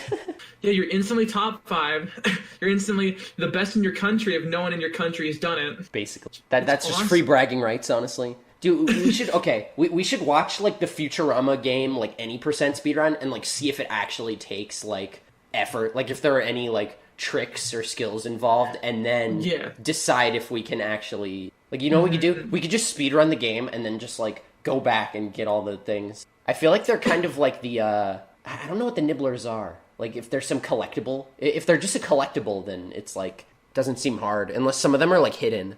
Like the blue coins in Mario Sunshine or some shit. There's a game I want to stream or let's play. A game I just want to get a hold of.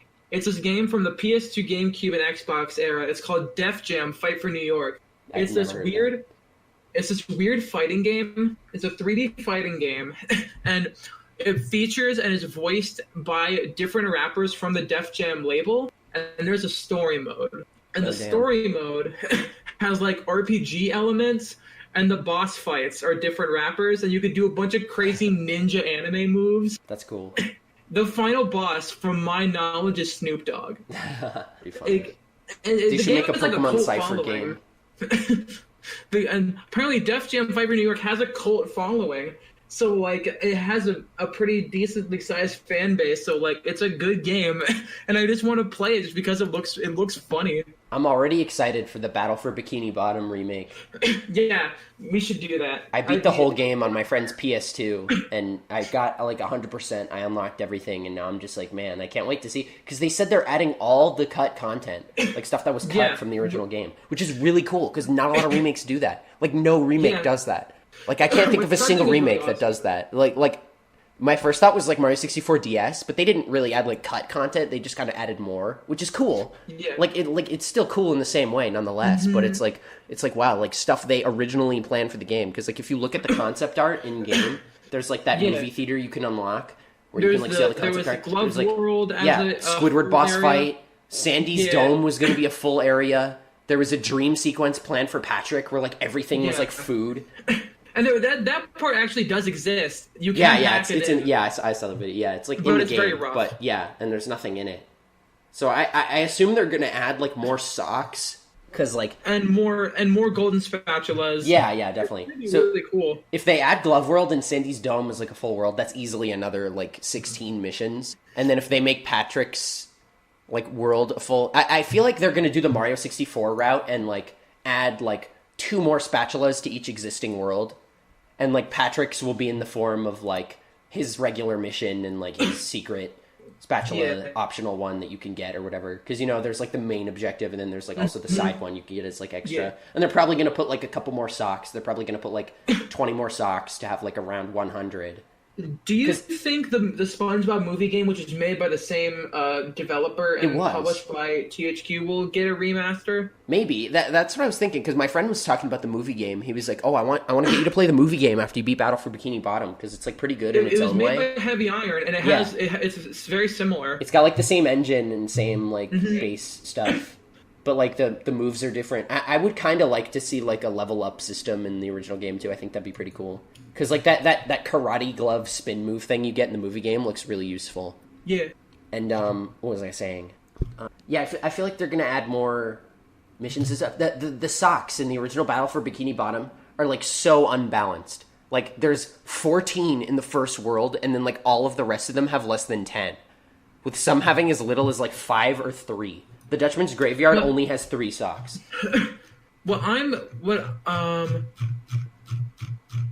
Oh no! Wait! Oh god! They're just hearing us talk about Def Jam in chat. Yeah. I don't know. I think. Oh wait! No. Oh wait! Noldo played Def Jam.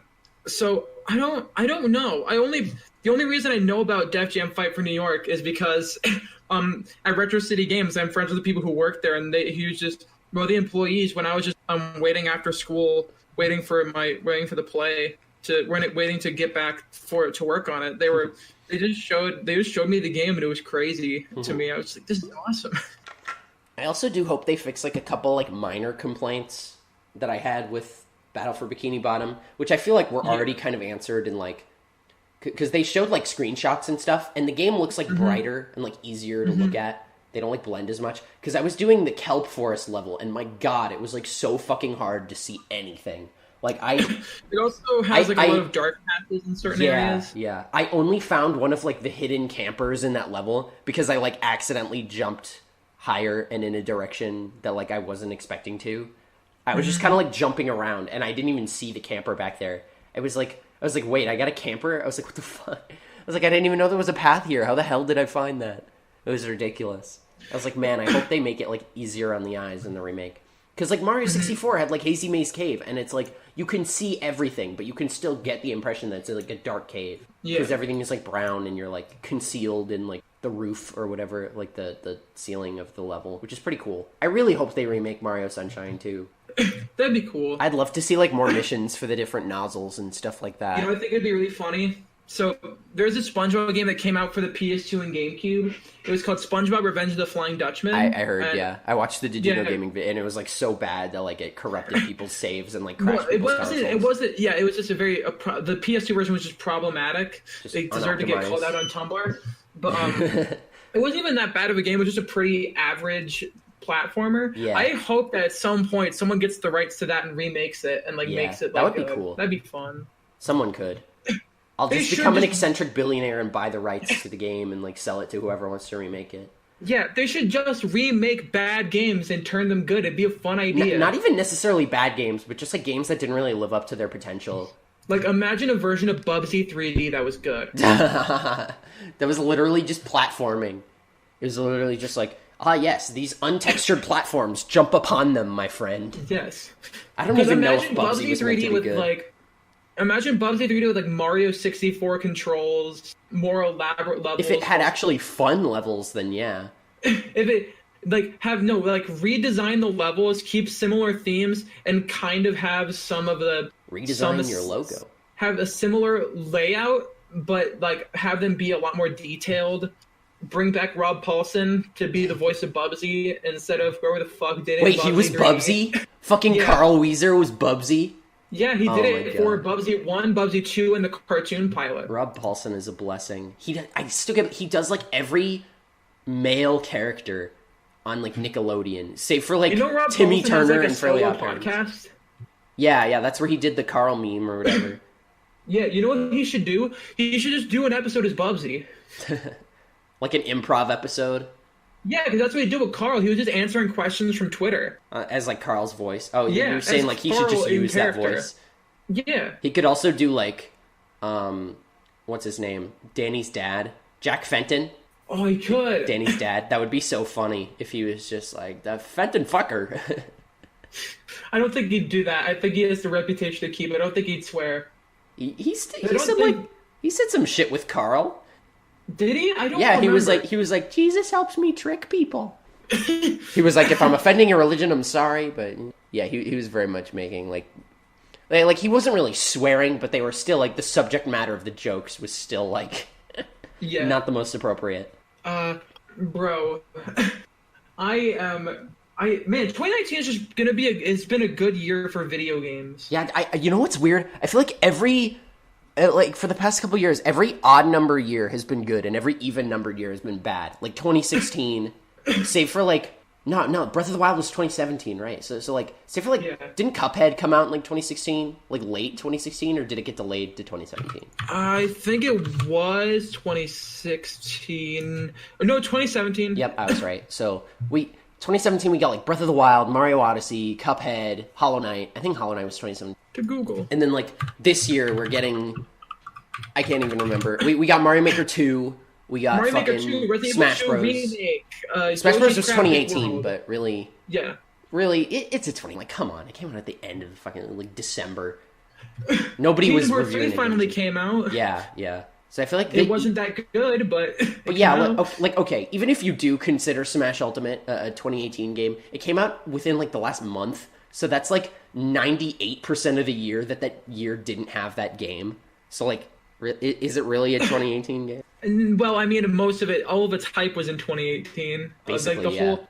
But then people actually I think- playing it like kind of went on for a couple months. 2018, I think it should count as a 2018 game solely because of the fact that it was just all the build up and all of like the. Like it was especially very considering deserved. after the E3 Ridley reveal and everyone losing their shit over that. Yeah, definitely. Like, Yeah, its main build-up was definitely in 2018, but like the actual like community developing and like people playing it was more like this year. But yeah, 2019 we got Resident Evil 2 remake, like really right at the start. Fucking Yoshi's Crafted World. We're also getting Link's Awakening. Is that this year? That's Link's this Awakening November, is right? this year. September, I think. Oh, I thought so. I Mario don't know. Maker I 2. thought it was so late. Yeah. We got fucking. Okay, you could also say Smash Ultimate DLC because they're still adding Smash more Ultimate fighters, DLC. which is pretty hype. Because Joker was 2019. Banjo? Oh yeah, absolutely Banjo. Piranha Plant. People were like, "Oh, Plant Gang," and then that dropped off pretty quick. Plant Gang. Hashtag Plant Gang. I still think he's fun. He just needs a little buff. People thinking Piranha Plant is stupid can go fuck off. Dude, I think everyone was... I feel like the whole Plant Gang thing spawned from, like, people being, like, pretending to be, like, hyped for him. Because they're like, oh, it's such a dumb character. Haha, I'm maining this thing. But also, I think it's though. I do think that even like enemies, like regular enemies, should have a chance to be in Smash. Oh yeah. If they can just make a good, if it can have a good moveset made out of it, then it should happen. But like Piranha Plant is just like a good example of like what could be. Like I'm not even saying they should add more, but I'm just saying like other developers and stuff can like take note as to like what they can do, like just what they could do with characters, because like he's really creative, like design wise. Like Fucking someone drew a really interesting thing where they made a moveset for Goomba, and like it had a lot of references to Mario games. It had like it was. I've seen like, that for his Shy side B Guy. was his tail. I've seen that for Shy Guy, where like he does a bunch of different things based on like the sniff it or whatever. He would like shoot a pellet or something like that, and like the helicopter head things from like Bowser's Inside Story.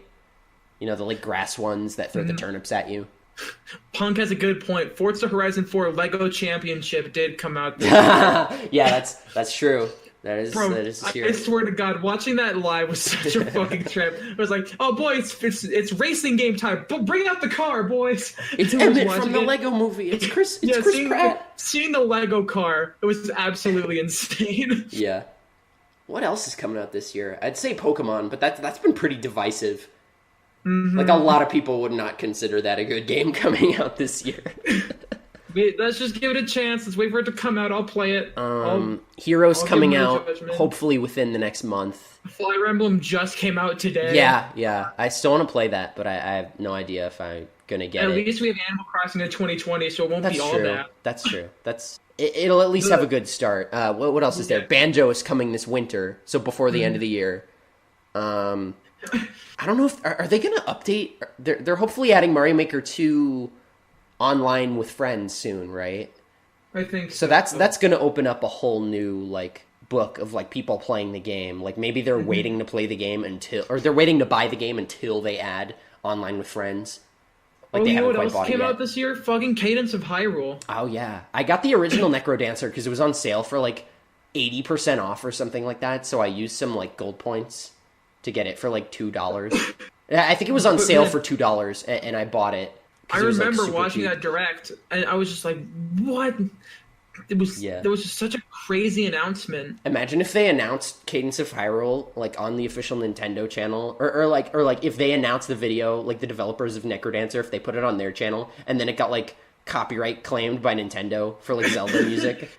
Oh man, That'd be that hilarious. truly would have been so. That would have been so funny. That would have been like true irony. Yes. Those Five Nights at Freddy's HD ports are supposed to come out this year, I think, but we literally have had no updates on them at all. Are they making that for Labo VR? That would be pretty funny. That would be funny. Because you could do that, because it's literally only one button. The updated ports are supposed to come out at some point. I don't. Is it a full pack of like the first 4 games? I think they're selling them individually, but I think they're going to be the same price as what the games are now on Steam. That's pretty good.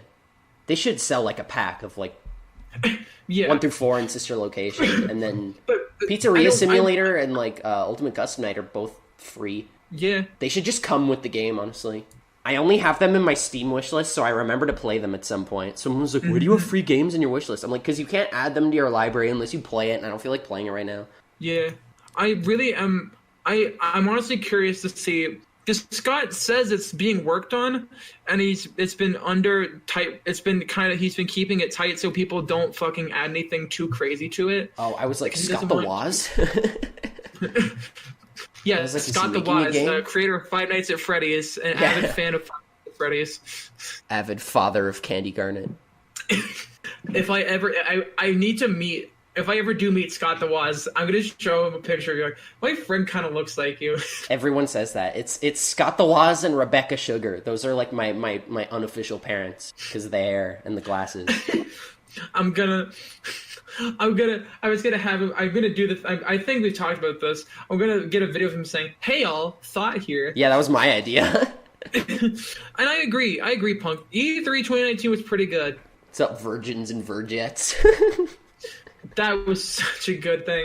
And also, did you see it during the Q&A portion? What he did was he had like awards. He made awards for like specific people who would ask a specific like a type of question. Really? Like the secret and word from like from Mr. Rogers' Neighborhood or whatever? Yeah. Or no, wasn't that Pee-wee's Playhouse? The secret I word? think so. But what he like one of them was like if he made like a joke and no one laughed, he's like, "Congratulations, you just won the giving a joke, Dead telling a Silence joke, Award. and not landing award." But there was also like there was one award. It was like the Get Out award. What, where you ask a question like so bad he like makes you leave? Yeah, he tells you to fucking get up and get out of his fucking Here's your award. play- Get out of his my face. panel. Would it be worth it? You could easily ask like something horrible and just get it. No, I think someone asked him if he liked pineapple on pizza, and that's when he Oh, that's like why he a gave meme. him the award. That's pretty. And you know what's funny? Someone asked him, "How many copies of Wii Play do you have?" He said 30. He said, "Do you want the 31st?" He said, "Yes." So he gave him the What? 31st Wait, copy. does he? Why does he Like- actually have that many? Because it's his business. He's rehoming Wii Play copies. Dude, I watched that video of his, and I never knew that someone was trying to make like a spiritual successor to Parappa. I just like never heard about it. Yeah, same. I never heard. Maybe that's why he made that joke. He was like, who cares? But I was like, man, that sounded like it would have been cool, but it feels like they just canceled it for no real reason. But also, I might just buy another copy of Wii Play, and if he's at Portland, I would be like, how many copies of Wii Play do you have? It's like, would you want a 32nd? Ask him to sign it and then keep it. Yeah, have him sign my actual copy of Wii Play. Have like no disc in it, so he just takes it home, and then you put like a cardboard piece of disc that just says like "Psych." Psych, gotcha, virgin. That'd be great. That would be awesome. I'm pretty sure he would think to check it, though. I don't know. Most likely. I mean, it's a gift, so he probably wouldn't be like making sure it's in there. But it would be funny seeing his reaction, being like, So here's what you do. You take the disc, you put it in there, but you cover it with the cardboard. yeah. And then we take it out, then you see the actual disc, and on the other side, it's just like, haha, got you. Haha, JK. Oh, God. What's going on? I just saw the chat. There's also Cuphead DLC. When's that coming out? Next year? 2020, yeah, they had to delay it. Yeah, I figured. I mean, they're still working hard. Yeah. Bro, the bosses look so good. At least they gave they showed a lot in like a little amount of time, and then they were like, it's a little short, but at least they don't have to make it from scratch, because like they at least have like the engine and stuff. They just have to make new assets. They already have the animations for Cuphead and Mugman, basically. And they had to make the new girl. They had to, and obviously new bosses in the terrain and stuff. Honestly, I would love to see another game in that style. Like if they do make like a sequel, like a full-on sequel. Mm-hmm. But I can see why it would take a while. But like they have the engine already running. Like the game works from like a ground level perspective. All they would really need to do is new assets and stuff, which animation takes a long time. So I feel like people would be willing to wait. That these crazy fuckers are actually fucking hand drawing this shit. Yeah, I know. But the thing is, like, Cuphead could have sucked. Cuphead could have looked amazing and just sucked. Like from a technological, from a gameplay perspective, it could have just been awful, and people would have just been like, "Well, at least it's nice to look at. Like it's pretty to look at." But it's just actually fun. So they actually they're putting in the work to like make sure it looks good. It's a good game. Yeah, basically. Like They're it's a good game. They're not just solely banking it off of its art. Like even if Cuphead was in like Flash or some shit, even if it was like drawn on a computer and like preset animations, it would still be fun. It would still be fun. That's how the Netflix show is going to be. Yeah, It's not going to be puppets. It's not going to be tween. It's still going to be. It's going to be actual drawn frames. It's just going to be digitally drawn frames. Yeah, as long as they're like hand drawn. I fucking miss hand drawn anime.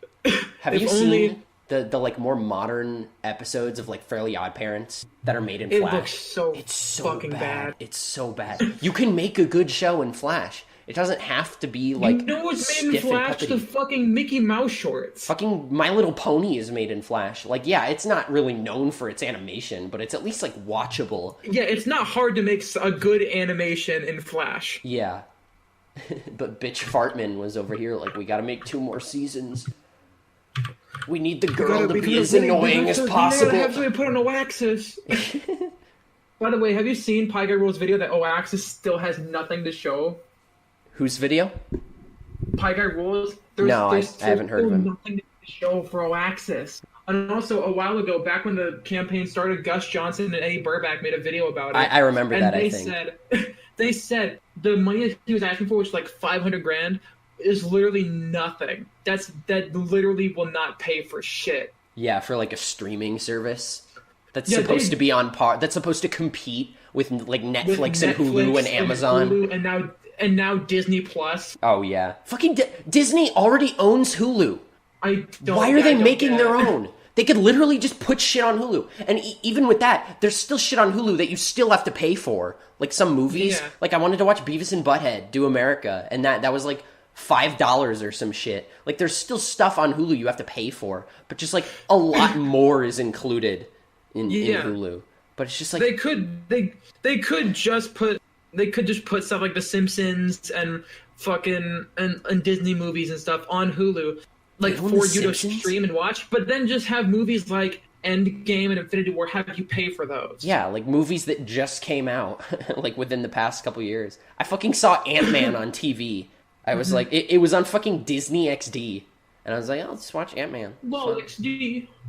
Disney XD. Disney Squee and Disney XD. What were we going to say before when I was... I just realized... I noticed in the Cuphead DLC trailer? Huh. The new girl, the Chalice girl, she has a double jump. Oh, shit. That should have been one of the items. that would have been cool. Maybe it is one of the items and we just don't know yet. Maybe now they'll have character-specific abilities in the Delicious Last Course. Yeah. Because they showed Miss Chalice specifically doing it. So I'm guessing it's going to be her thing.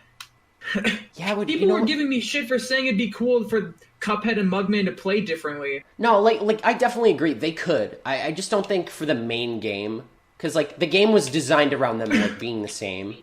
So if they gave Like, say they gave Mugman a double jump, I feel like that would break a lot of stuff in, like, the main game. I'm thinking, here's my idea is, in the DLC, after the DLC comes out, just fucking expert mode, like in expert mode, which is already harder, I don't think it would break. Yeah. Maybe the platforming levels, depending on, like, what they do. No, even with a double jump, like, you still have, like, the dash is pretty much a second jump. Yeah, it just gives you some horizontal distance. Yeah, instead of vertical distance. It's pretty much a second jump. Yeah, if they made a new game that was, like, more focused on, like, platforming and stuff like that, like, if they just made it, like, less hard, but, like, more focused on platforming, I feel like having character differences would be, like, great. Like Mario 2 or some shit, where, like, someone jumps higher, someone's shots are stronger, someone goes faster, something like that. I think that would be really cool if they had. By the way, like, Punk, you're definitely like right about Fairly OddParents adding characters like a 90s sitcom, and that reminds me of Full House, where they had after Mary-Kate and Ashley started growing up, they added 2 baby twins, they added a dog, they added they added so much to it. Yeah, really. That's basically all they did. Was like, like what even happened to his dog? His dog was just Cosmo, but a dog, and he's stupid. And he makes jokes about, like, licking his butt. He's like, Butch Hartman was like, oh, my show about the funny dog got canceled, so I gotta add a funny dog to my show that's already on. But it wasn't even Jerry Trainer. Yeah. They couldn't even... By the way, Tough Puppy is a good-ass show. Yeah, I was gonna say, I remember enjoying it when I first watched it. I really liked Tough Puppy. I thought the dynamic was good, at least. Like, when there's, like, a straight-edge character to, like, balance out with the dumbass character. The dumbass. And show them what to do. But then, like, they also end up helping in their dumbassery. I thought it was cool. And I thought the villains were cool, too. Like, that chameleon guy. And the rat. Yeah, Rat Trap. Do you remember the Full House parody episode where they had to, like, live together? No, it wasn't Full House. The theme song was based off of the Brady Bunch. Right. I always get all those fucking shows confused. Whatever. Yeah, it was the Brady Bunch. And they like, live together. Imagine they did a parody of the Full House theme. Oh, my God. That was hilarious, though. It was, like, it made for some good interaction. And, like, the boss, who was, like, the flea. Yeah. And he was funny. And I remember that, like, nerdy dog guy who was, like, the tech producer or whatever. I make electronic and nerd. I am the funny dog with the glasses. I think he was, like, a shepherd something. I don't remember. I thought he was, like, a lab. I don't know dog breeds and I don't know car breeds. I mean, car breeds? Yeah.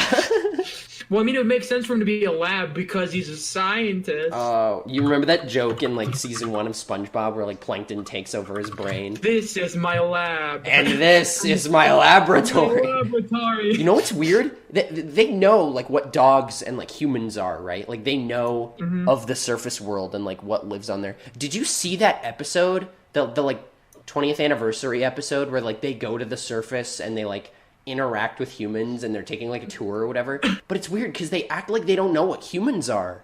They're like, what is that mysterious beast? Wait, I've never seen this. Wait, what? It was a modern SpongeBob episode, and like the humor was just so weird. Did you see that live action thing where it was like Tom Kenny and all the voice actors and they did the live action? That was no. They just did that as like part of it, but there was like part of an episode of that episode that was just live action. And do you remember it was called like the Trusty Slab or something? And they played the same characters just like as humans. And like that was part of the episode. So I feel like that was like the whole joke. Like they meet their human selves. Guess who is in I gotta circle this back. Guess who is in Tough Puppy? Who? Rob Paulson. Oh yeah, obviously. Was he the boss? He played the bird guy. Bird guy. Was he a villain? Yeah, his name was Bird Brain. Right. I remember that, yeah. Rob Paulson does like I think he does the same voice as like Technus for that villain. He goes like, I am Technus! You know, I can't do it. Yeah. Wait, Tough Puppy was still on the air when they were doing when they added Sparky. Oh, well, the thing is, though, Punk, Nicktoons is purgatory. Nicktoons is pretty much your graveyard for cartoons. He probably knew it was getting canceled or some shit like that. Like, they already got the notification, so he's like, I gotta put the funny dog on the other show. If your cartoon's on Nicktoons, it's just fucked. It's just... Same thing with Boomerang. I fucking saw a regular show on Boomerang, and I felt so old. Oh But God. this was like after it's already ended. This was like after it already ended. But I was still like, man, I can't believe they're not just showing it on Cartoon Network. Like I feel like Boomerang is just where Cartoon Network puts like all the shows they don't want to air on the main channel because they just want to air Teen Titans Go every single day. Well, also Boomerang is also like the archive channel for stuff like the Flintstones and Wacky Races. Yeah, early in the exactly. morning. For like old shit, not shit from like last decade. Like it's so surreal to me that regular shows started when I was in middle school and ended when I was in college. Yeah, it is very bizarre. It's so weird. Some modern SpongeBob episodes are just depressing. Mr. Slabs. I legit have never seen that episode of SpongeBob. I've stopped watching TV. Oh Maybe- yeah, maybe I don't I'll have buy it on cable. DVD. I don't have cable, so it's just like whatever. The 20th anniversary episode, you can probably find it online or something, or just watch the live action bit. But like the humor was like so weird, and like I don't know why they were acting like they didn't know what humans were. It's like, but they went to Shell City. Like what happened to that? They met David Hasselhoff. Did they? The thing is, though, I think the SpongeBob movie, that movie, is meant to be. I think. Oh God, SpongeBob timeline's so confusing. I So I know. think both it and SpongeBob Out of Water are meant to be canon endings to the show. Sponge out of water. That's the second one. Oh right, yeah. Remember I was like, I totally forgot the name of it. I was about to ask, do you think they would make a game out of like the second movie, like the first movie game? They That'd be kind cool. of did, but the thing is, though, like they're not good because they didn't care. Yeah. Because we need to remember this generation is the death of licensed games. Oh yeah. There, you don't see like Spider-Man 2 for PS2 anymore. You don't just see Yeah, like- movie for video game console anymore. Yeah, it's a dying art form, which sucks. It's a shame. Yeah, because yes, 90% of these licensed games are fucking hot garbage. Some of them are but the good. thing is, though, they're interesting. Yeah. In a way, they're weirdly interesting. They're like different. I kind of like it better when it's like kind of a retelling of the story, like how like Spider-Man 2 they had like Mysterio for some reason. That was like a side plot or something, right? I didn't really Yeah. garner much from the playthrough I watched, but it was fun. But stuff like Drake and Josh for the Game Boy Advance, Or that was like a Corey in the combination House. of. There was the Drake and Josh for the Game Boy Advance was a. but yeah, the Drake and Josh GBA game was a mix of stealth segments with Drake and Link to the Past style puzzles with Josh. What? Where you like go through dimensions or whatever? No. What Or is do you it just was like swap back and forth? No. It was like block. It was the block pushing and block throwing puzzles and stuff like that. How was that It was like like Link the- to the Past? That was in like the past stuff like moving stuff around and pulling switches and Or you just mean like Zelda in general, or like yeah. Well, it was a top down. It was this game is top down perspective. Yeah, so yeah. I thought. because when I think like Link to the Past, I think like the going between dimensions shit and like doing something in one world like changes something in the other world, and then that gives you access to like the next area or something like that. Yeah, but like that's what I'm gonna miss about licensed games. It's just there's actually a pretty decent amount of licensed games. Like Drawn to Life SpongeBob is pretty good. I forgot about that. And we'll never see stuff like this again. Yeah, it's strange. I thought when I was a kid, I had Battle for Bikini Bottom for the GBA, and that actually had like the Squidward boss that didn't get added in like the full game. And like even Sandy's Tree Dome is like a full level, and you like explore it and stuff, and like you have to like jump in bird baths to keep from dehydrating, which I always found weird that you don't die in her her dome, but like whatever. What was I gonna say? I always thought it was like based on like an episode or like a movie that I hadn't seen, but I feel like the second movie would really lend itself well to a video game adaptation. Yeah, because you know what they could do? Just have a 3D platformer for the underwater segments, and once you get to the above ground, you can turn it into a fucking beat 'em up. Yeah, that would be cool. and it would turn from like 2D style to like more 3D style. Yeah, or they Style. could keep the platforming similar to how Battle for Bikini Bottom was. Yeah. Where it's like a Mario 64 Banjo style 3D platformer. Yeah, totally. But That'd be then once awesome. you get up, it becomes kind of like it becomes a fun like a Dynasty Warrior style beat 'em up game. That'd be cool if you got to like play as like all of them. Yeah, you could like swap between characters. Yeah, I think, you know what? like- Okay, sorry to interrupt. Another thing I really wanted in a Battle for Bikini Bottom remake is like the ability to change characters on the fly. because like trying to find the bus stop is like so annoying, especially when the world like all looks the same. I had that problem so much in Rock Bottom because like the bus stops just blend in with everything else so much, and it's so hard to find.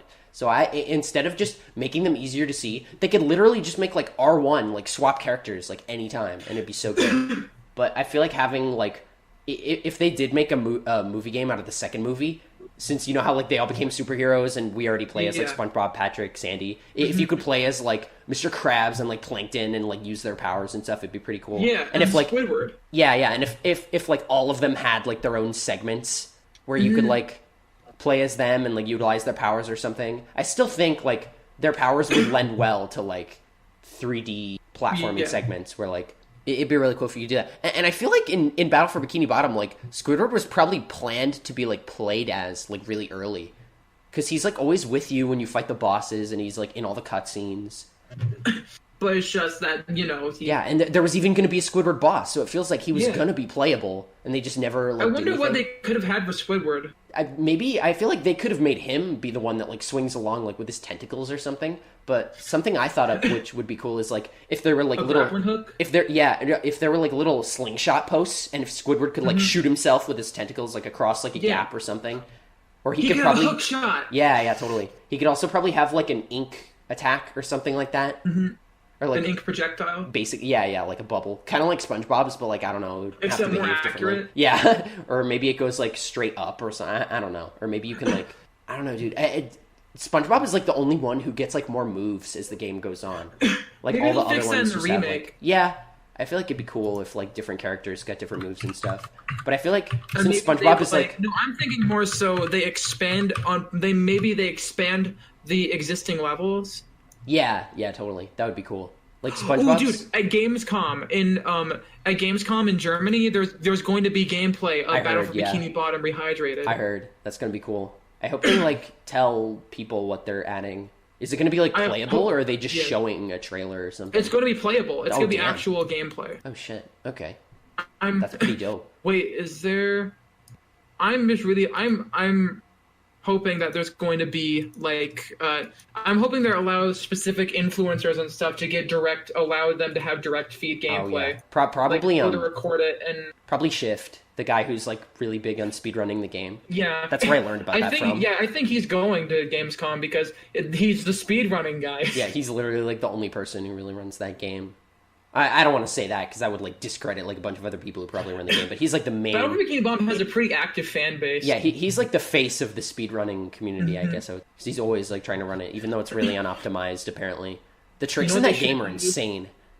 You know what? I'm hoping that game gets remade. What? Fucking Simpsons Hit and Run. That would be cool. That was also among like the era of like 3D TV show GameCube games. Yeah. And also... They could just have Rockstar work on it. It's not like they're really working on anything else right now. They're probably working on GTA gambling. 6. Yeah. You know what? The two GTA style games I care about and want to play are Bully and Simpsons Hit and Run, and that's it. Did they make both of those games, Rockstar? Rockstar didn't make Bully. That was made by someone else. Bully was made by Rockstar. But they did make Hit and Run? No, Hit and Run was made by someone else. It was just based off the GTA formula. They could just remake it then if they keep it the same. They wouldn't really need Rockstar for that. I know, but I'm just saying it'd be cool because they're the Hit and Run people. Oh, and yeah, they're the GTA people, and it'd be cool if they remade a game that was more so a satire of like the genre. Yeah. But the people who made it was Radical Entertainment. They made the prototype games. Oh, nice.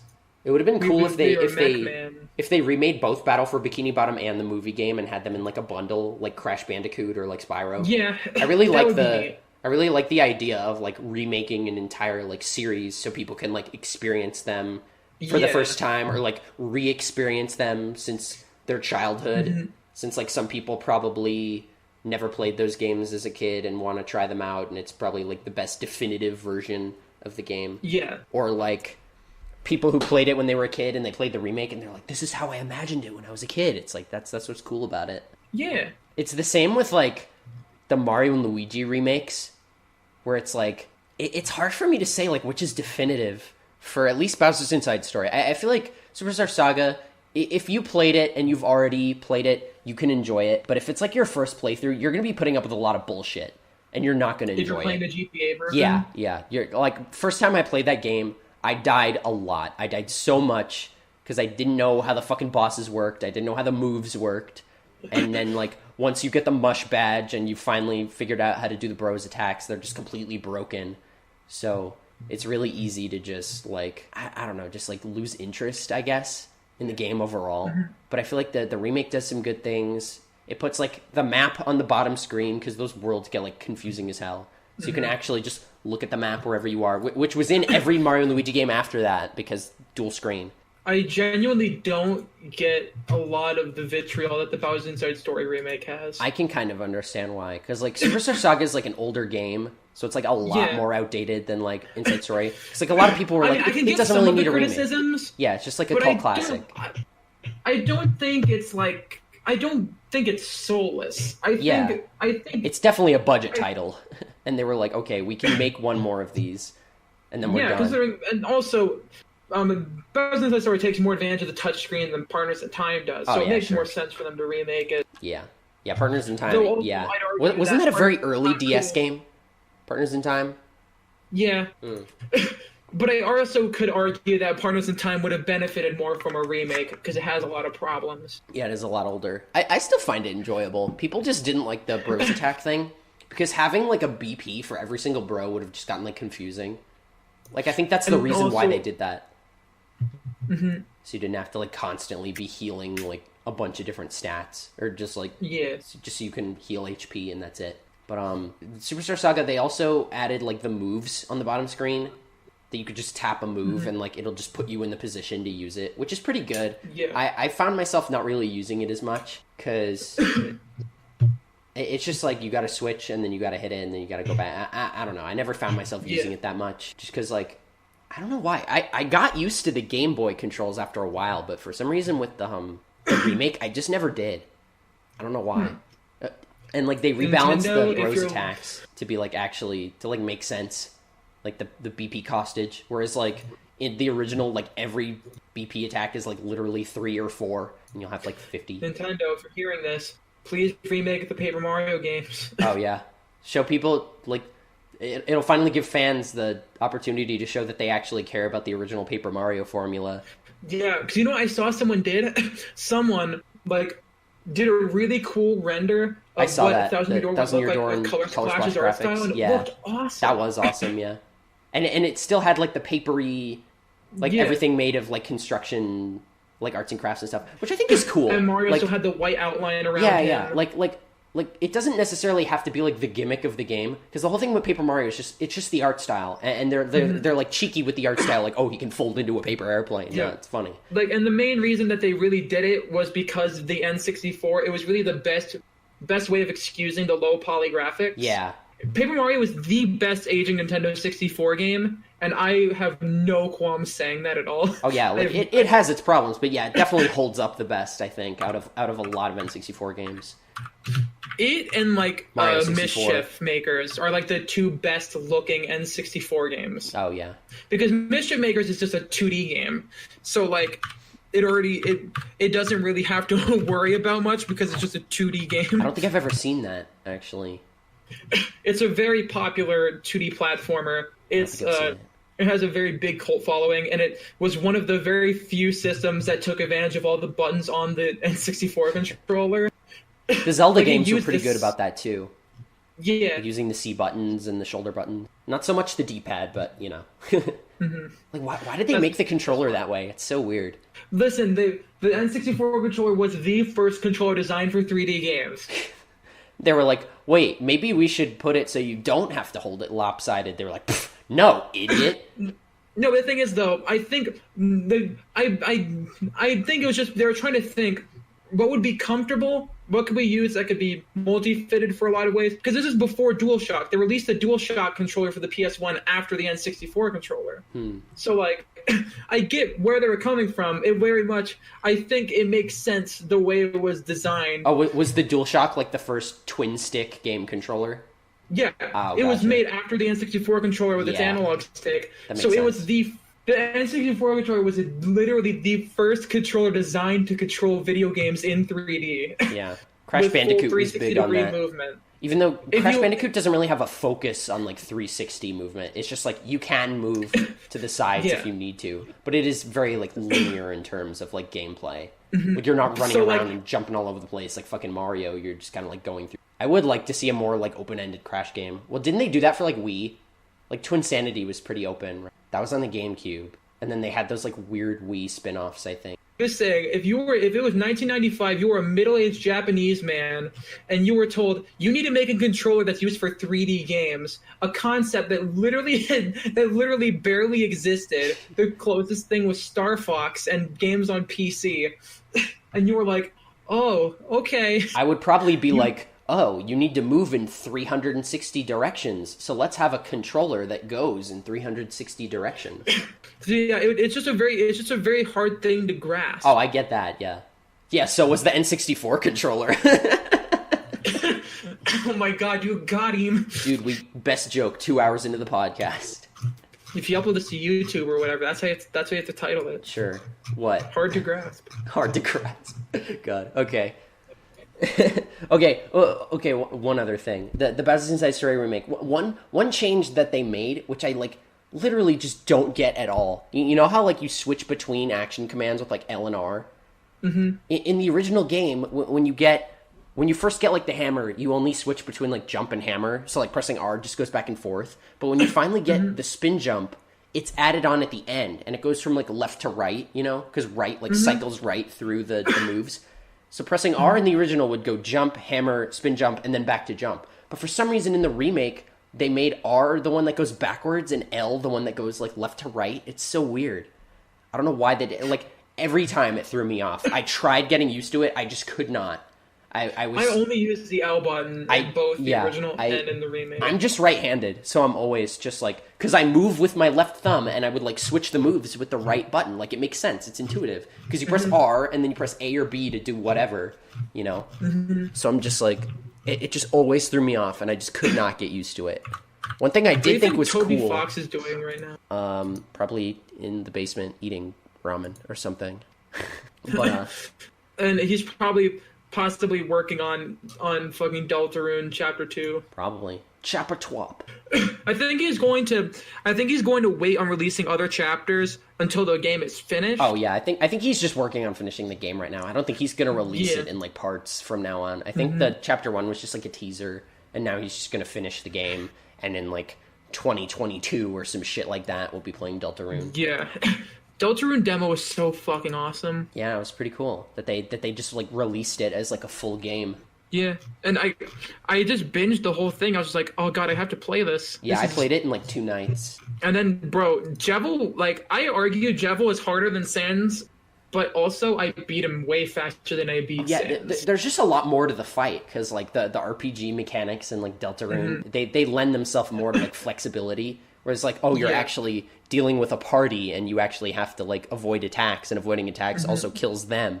But like they also play the roles of like doing damage or healing or defending or something like that. I think Deltarune would have been a lot harder if it was like just Chris, because like the attacks are just like crazier to compensate for like having 3 party members. But like if Jevil is like just a little taste of like what he's gonna do with the boss fights, I can't wait to see. I hope Toby Fox makes this like, game's gonna kick our fucking ass. Yeah, I hope Toby Fox makes like 2 levels of like hard. Not as insane, but like the Spade King fight was pretty hard. He had a lot of crazy moves, like having the spikes and locking you in like the cage and forcing you to move around. Yeah, and like wiggling you around with the chain or whatever. Yeah, it was pretty cool. Like this game, just from the idea of the demo, it's going to be crazy. Yeah. I think it's a good teaser for sure. The super boss of the full game is going to possibly be the hardest boss fight in the history of video games. The secret boss? Yeah, the super secret boss. Because Jevil was just for Chapter 1. Either he's going to be a recurring character, or there's going to be like more. That would be funny if Jevil was a recurring character. Like there's just prison cells everywhere, and he gets harder and harder the more you fight him. Or if there were like different Jevils or some shit like that, like different jesters, like not the same exact character, but like other characters that were like also imprisoned or something like that. Here's what you do: there's four jesters, and then after you beat all 4 of them, they all team up, or they become like one mega jester. And they reunite. Become, like, super crazy. Yeah. Your machine sucks ass. Is that okay? I do like his humor when it comes to like games. Yeah, Like, when it comes to great. RPGs and stuff. I've had ideas for like stuff like that every now and then. Like you talk to the lock on the locker and it says the locker is locked, and then it says like the locker's lock is locked, and then it says like the lock on the locker's lock is locked, and then it just like, and then after you go through that like 3 more times, it just says it's locked. Like Toby is just such a good writer. He's a good composer. Like Yeah, he makes those like practically by himself with Temmie. yeah, Temmie was just a character designer. Pretty yeah, which is still pretty respectable. Mm-hmm. She still does contribute a lot. I remember there was this 4chan poster about Undertale. I was like, you can't, like, is there really anything you can hate about this game? Visuals don't count. It was made by one dude. And then someone said, Mettaton makes me question my sexuality. Yeah, I love that. I just don't get why people are like, oh, it looks like shit. Like, yeah, it's a retro game. Like, I don't think it was because of limitations. I think that was very much on purpose. Yeah. And like Deltarune already looks like better. Like it straight up just looks better. It's a very much a visual improvement. Like you can tell like which characters are from Undertale and which are new to Deltarune in like the overworld or whatever. But he did give them like more. I think he did give them like more detail in like the outfits and stuff, which is pretty cool. Mm-hmm. I'm really excited to see the rest of the game. And, yeah, like, me too. Because Toby Fox is such a good game developer. He's only made 2 games. I'm still upset I couldn't stream it. That would have been cool. It just like would not capture. Someone's like, oh, but it's like spoilers. And I'm like, well, don't watch a stream with a game that you haven't played yet if you care about spoilers. Like, what the fuck? I know he did say that he would prefer if people didn't stream it until it was a full, like, 24, 48 hours after. Yeah, he just said no spoilers, though. Like don't spoil it for other people, like, deliberately within 24 hours. Yeah. And, like, don't talk about it until 24 hours. Not, like, don't stream it. Because, like, if you see someone is, like, streaming a game that, like, just came out and someone said, like, don't spoil it, you'd be like, okay, well, that's me spoiling myself. It's not them spoiling it for me. Yeah. I know that there was a problem with Persona 5 for a while where, like... Oh, yeah, Atlas will just not let you stream it at all. Like if you use the in-game streaming thing, it stops you, like, after the first, like, dungeon or whatever. But I think if... Like, because I wanted to stream it, and it's been, like, fucking 3 years already. So I should be able to. But I feel like before that, there was a time where, like, people would just get their streams, like, shut down because they were streaming the rest of the game. Which is, like, you can't stop people from streaming your game. People are going to find a way.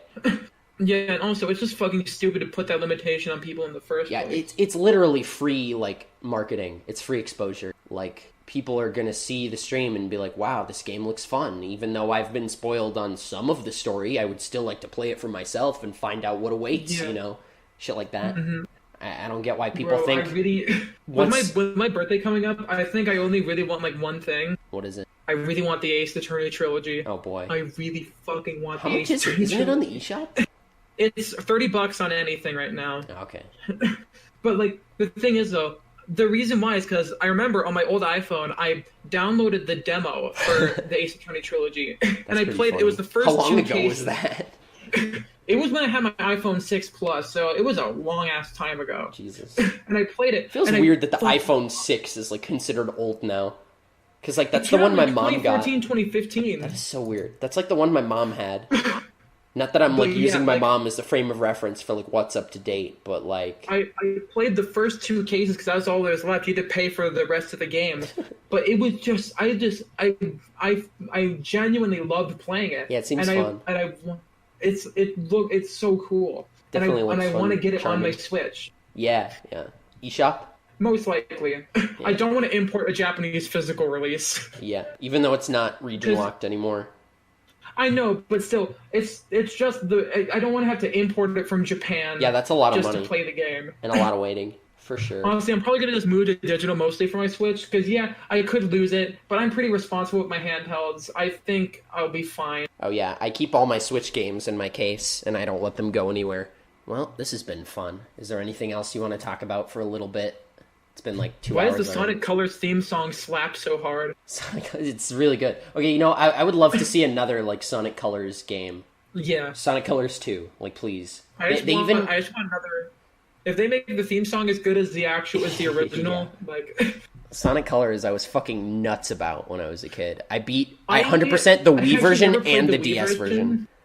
I never played the Wii version. I played the DS version as a kid. It's really good. Yeah, dude, I loved it. I managed to beat it. I only Yeah. had trouble with one boss fight that I had my friend beat for me. Was it the But I beat secret the whole final game. boss? I cheated to unlock the secret final Ah, you boss. bitch. Because don't you need to do something crazy? You Don't need you all the like, red beat all the rings. missions? Yeah, you need all the red rings in all the levels, which Yeah, I did, goal, like by my- myself. like, fuck that. I'm not It was doing that. I'm hard. just gonna unlock him and fight him myself. Yeah, I did that with the legendary Starfy. I used cheats to like get the secret final world, but I never beat any of the levels because you have to like beat them in like a certain amount of time, and then you unlock the secret final boss or whatever.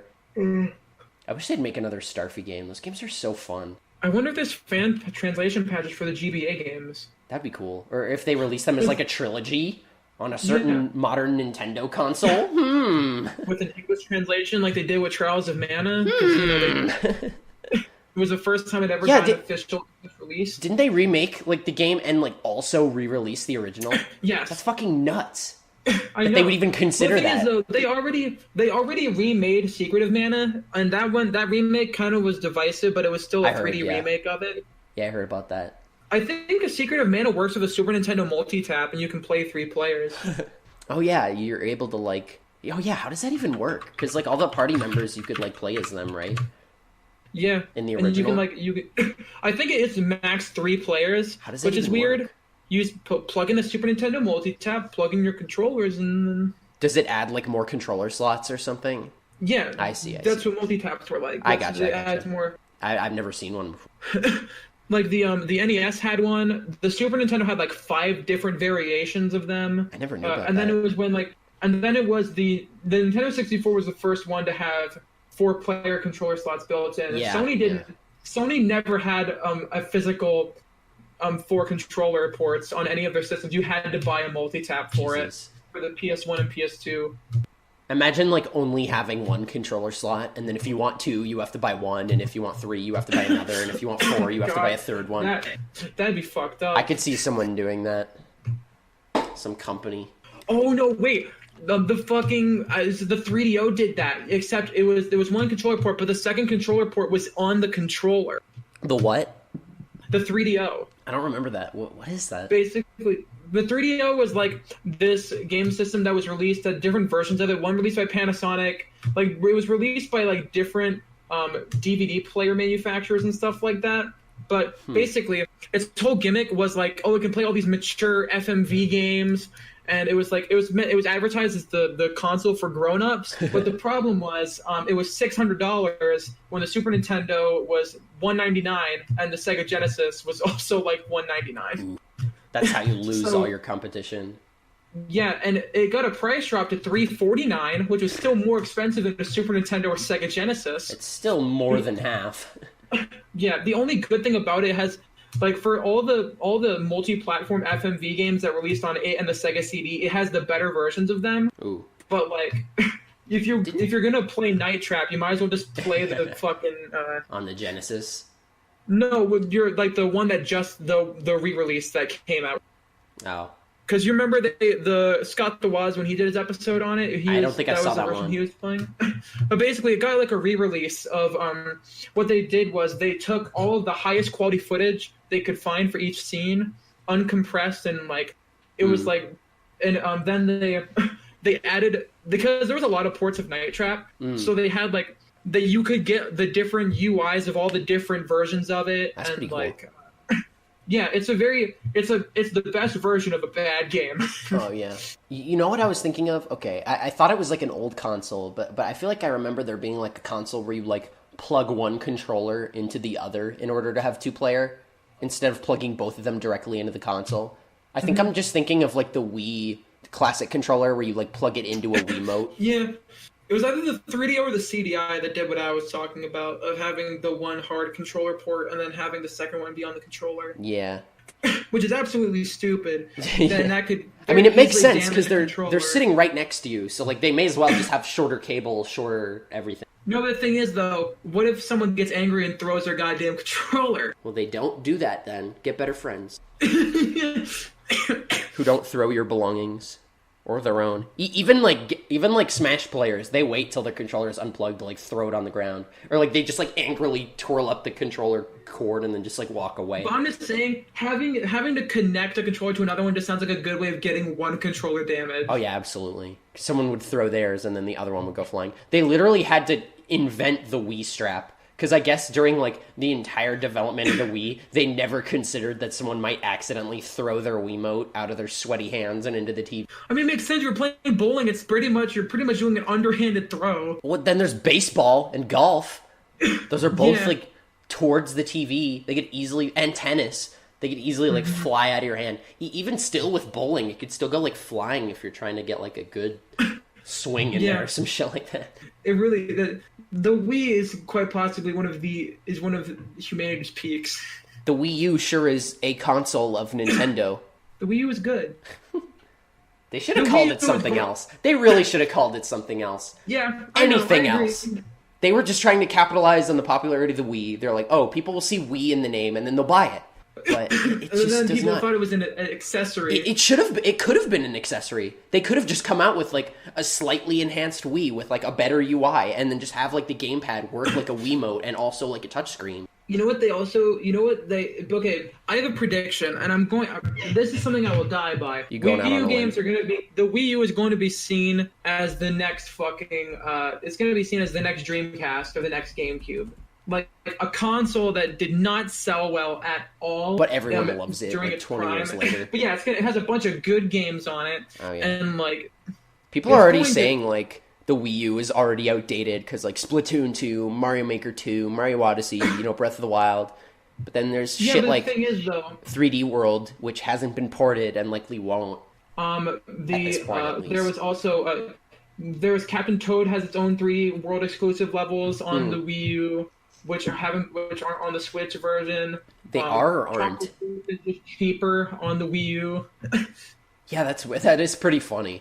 That I like how Scott pointed that out. He's like, they brought the price down on the Wii U one to $20, yet they're selling this one for full price on the Switch. Yeah. I was like, wow, what a great business. I feel like Color Splash debate if it's a good game or not. Yeah, it's at least the writing is good enough to carry it. Yeah, and it's at least unique. Yeah, it's at least not. It's not going to get ported. Yeah. So like, but I feel like it just being a decent Paper Mario game is going to make it more expensive down the line. Yeah. Xenoblade X is still Wii U exclusive. Oh, yeah, people like that game. Splatoon 1 still has its campaign mode. Yeah. And also different mechanics, like different specials, different maps. They didn't end up all the maps from Splatoon 1, they didn't put all of them in Splatoon 2.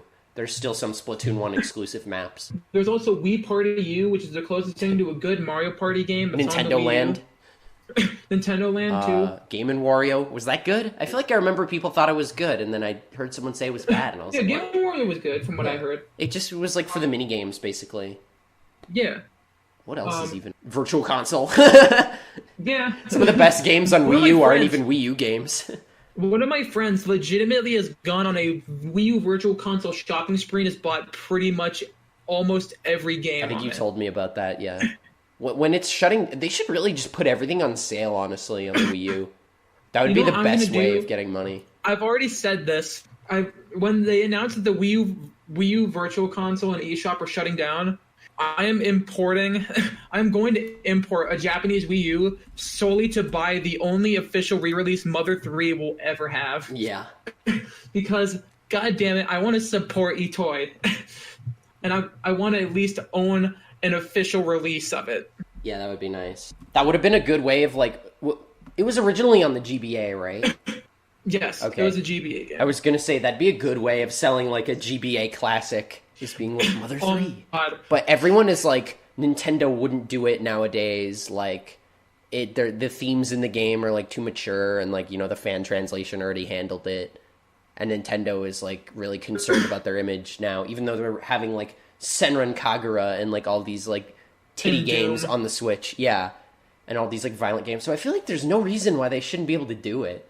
I guess just because like it would be a first party game, like it would be something they're putting out. and not just like supporting, because there's a whole difference between like supporting these games on your console, but then there's just like making one. Well, it's already made, but like, you know, releasing it like first party. Yeah. Like straight up, just like, this is a game we made.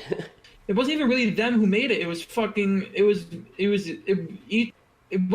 published by Nintendo. It was made by Ape Still, in Creatures yeah. Inc. I think. Yeah, but it like, I can kind of see why, but there's very little reason why they shouldn't. Not that I'm even like a diehard Mother fan and I care that much, but I'm saying like, Yeah. like everything is in place for them to just do it. Yeah, haven't the creators of the translation even said like, you can just use people ours? said Just release it you officially. could use the fan translation. Just the text. And you know what they? Yeah. And you know what else they could do? Just fucking make it rated fucking rated T. You keep doing that. I know. Fuck. No, it's because I'm thinking of fucking Peggy. What? I'm thinking of Oh, Peggy. Peggy 12? Yeah. Yeah, I feel like they have weird ratings. It's because like teenagers can think for themselves. Yeah, 13-year-olds. I would let a 13-year-old play a game G or something. I would not let a fucking 8-year-old play Mother 3. I'd let a 13-year-old play Mother 3. Even if you did, it would probably just go over their heads. Like they probably just wouldn't understand. Like, there was a lot of shit I didn't get in games as a kid that, like, later I'm like, oh, that makes sense now, you know? No, the thing is though, Mother 3 literally the first half hour Hinawa fucking dies. Yeah. Like, oh yeah, that I can definitely understand, like themes of like death and stuff, which makes sense. But like, I feel like people, like teenagers, can handle that. It's a video game. like the difference for me, Earthbound I would let an 8-year-old play because it only really gets fucked up at the end. Yeah. And also the themes of like corruption and really fucked up shit is very much at the bottom. Yeah, bottom of the barrel. Yeah, it's in the rabbit background, hole. and you really only think about it like after you've beaten it or like when you're older. Yeah. But like an 8-year-old sees, oh god, Hinawa fucking died, and especially considering if an 8-year-old they see, oh yeah, name the mom. Oh, let me name it after my mom in real Oh god, life. yeah, And that's it's fucked like, up. Like, you name your character after you, and then your real mom, and it's like, well, Yeah, like, well, all right. cool. that I could Especially if see. you have That I could see lots Yeah, of kids it's- like crying to their moms about.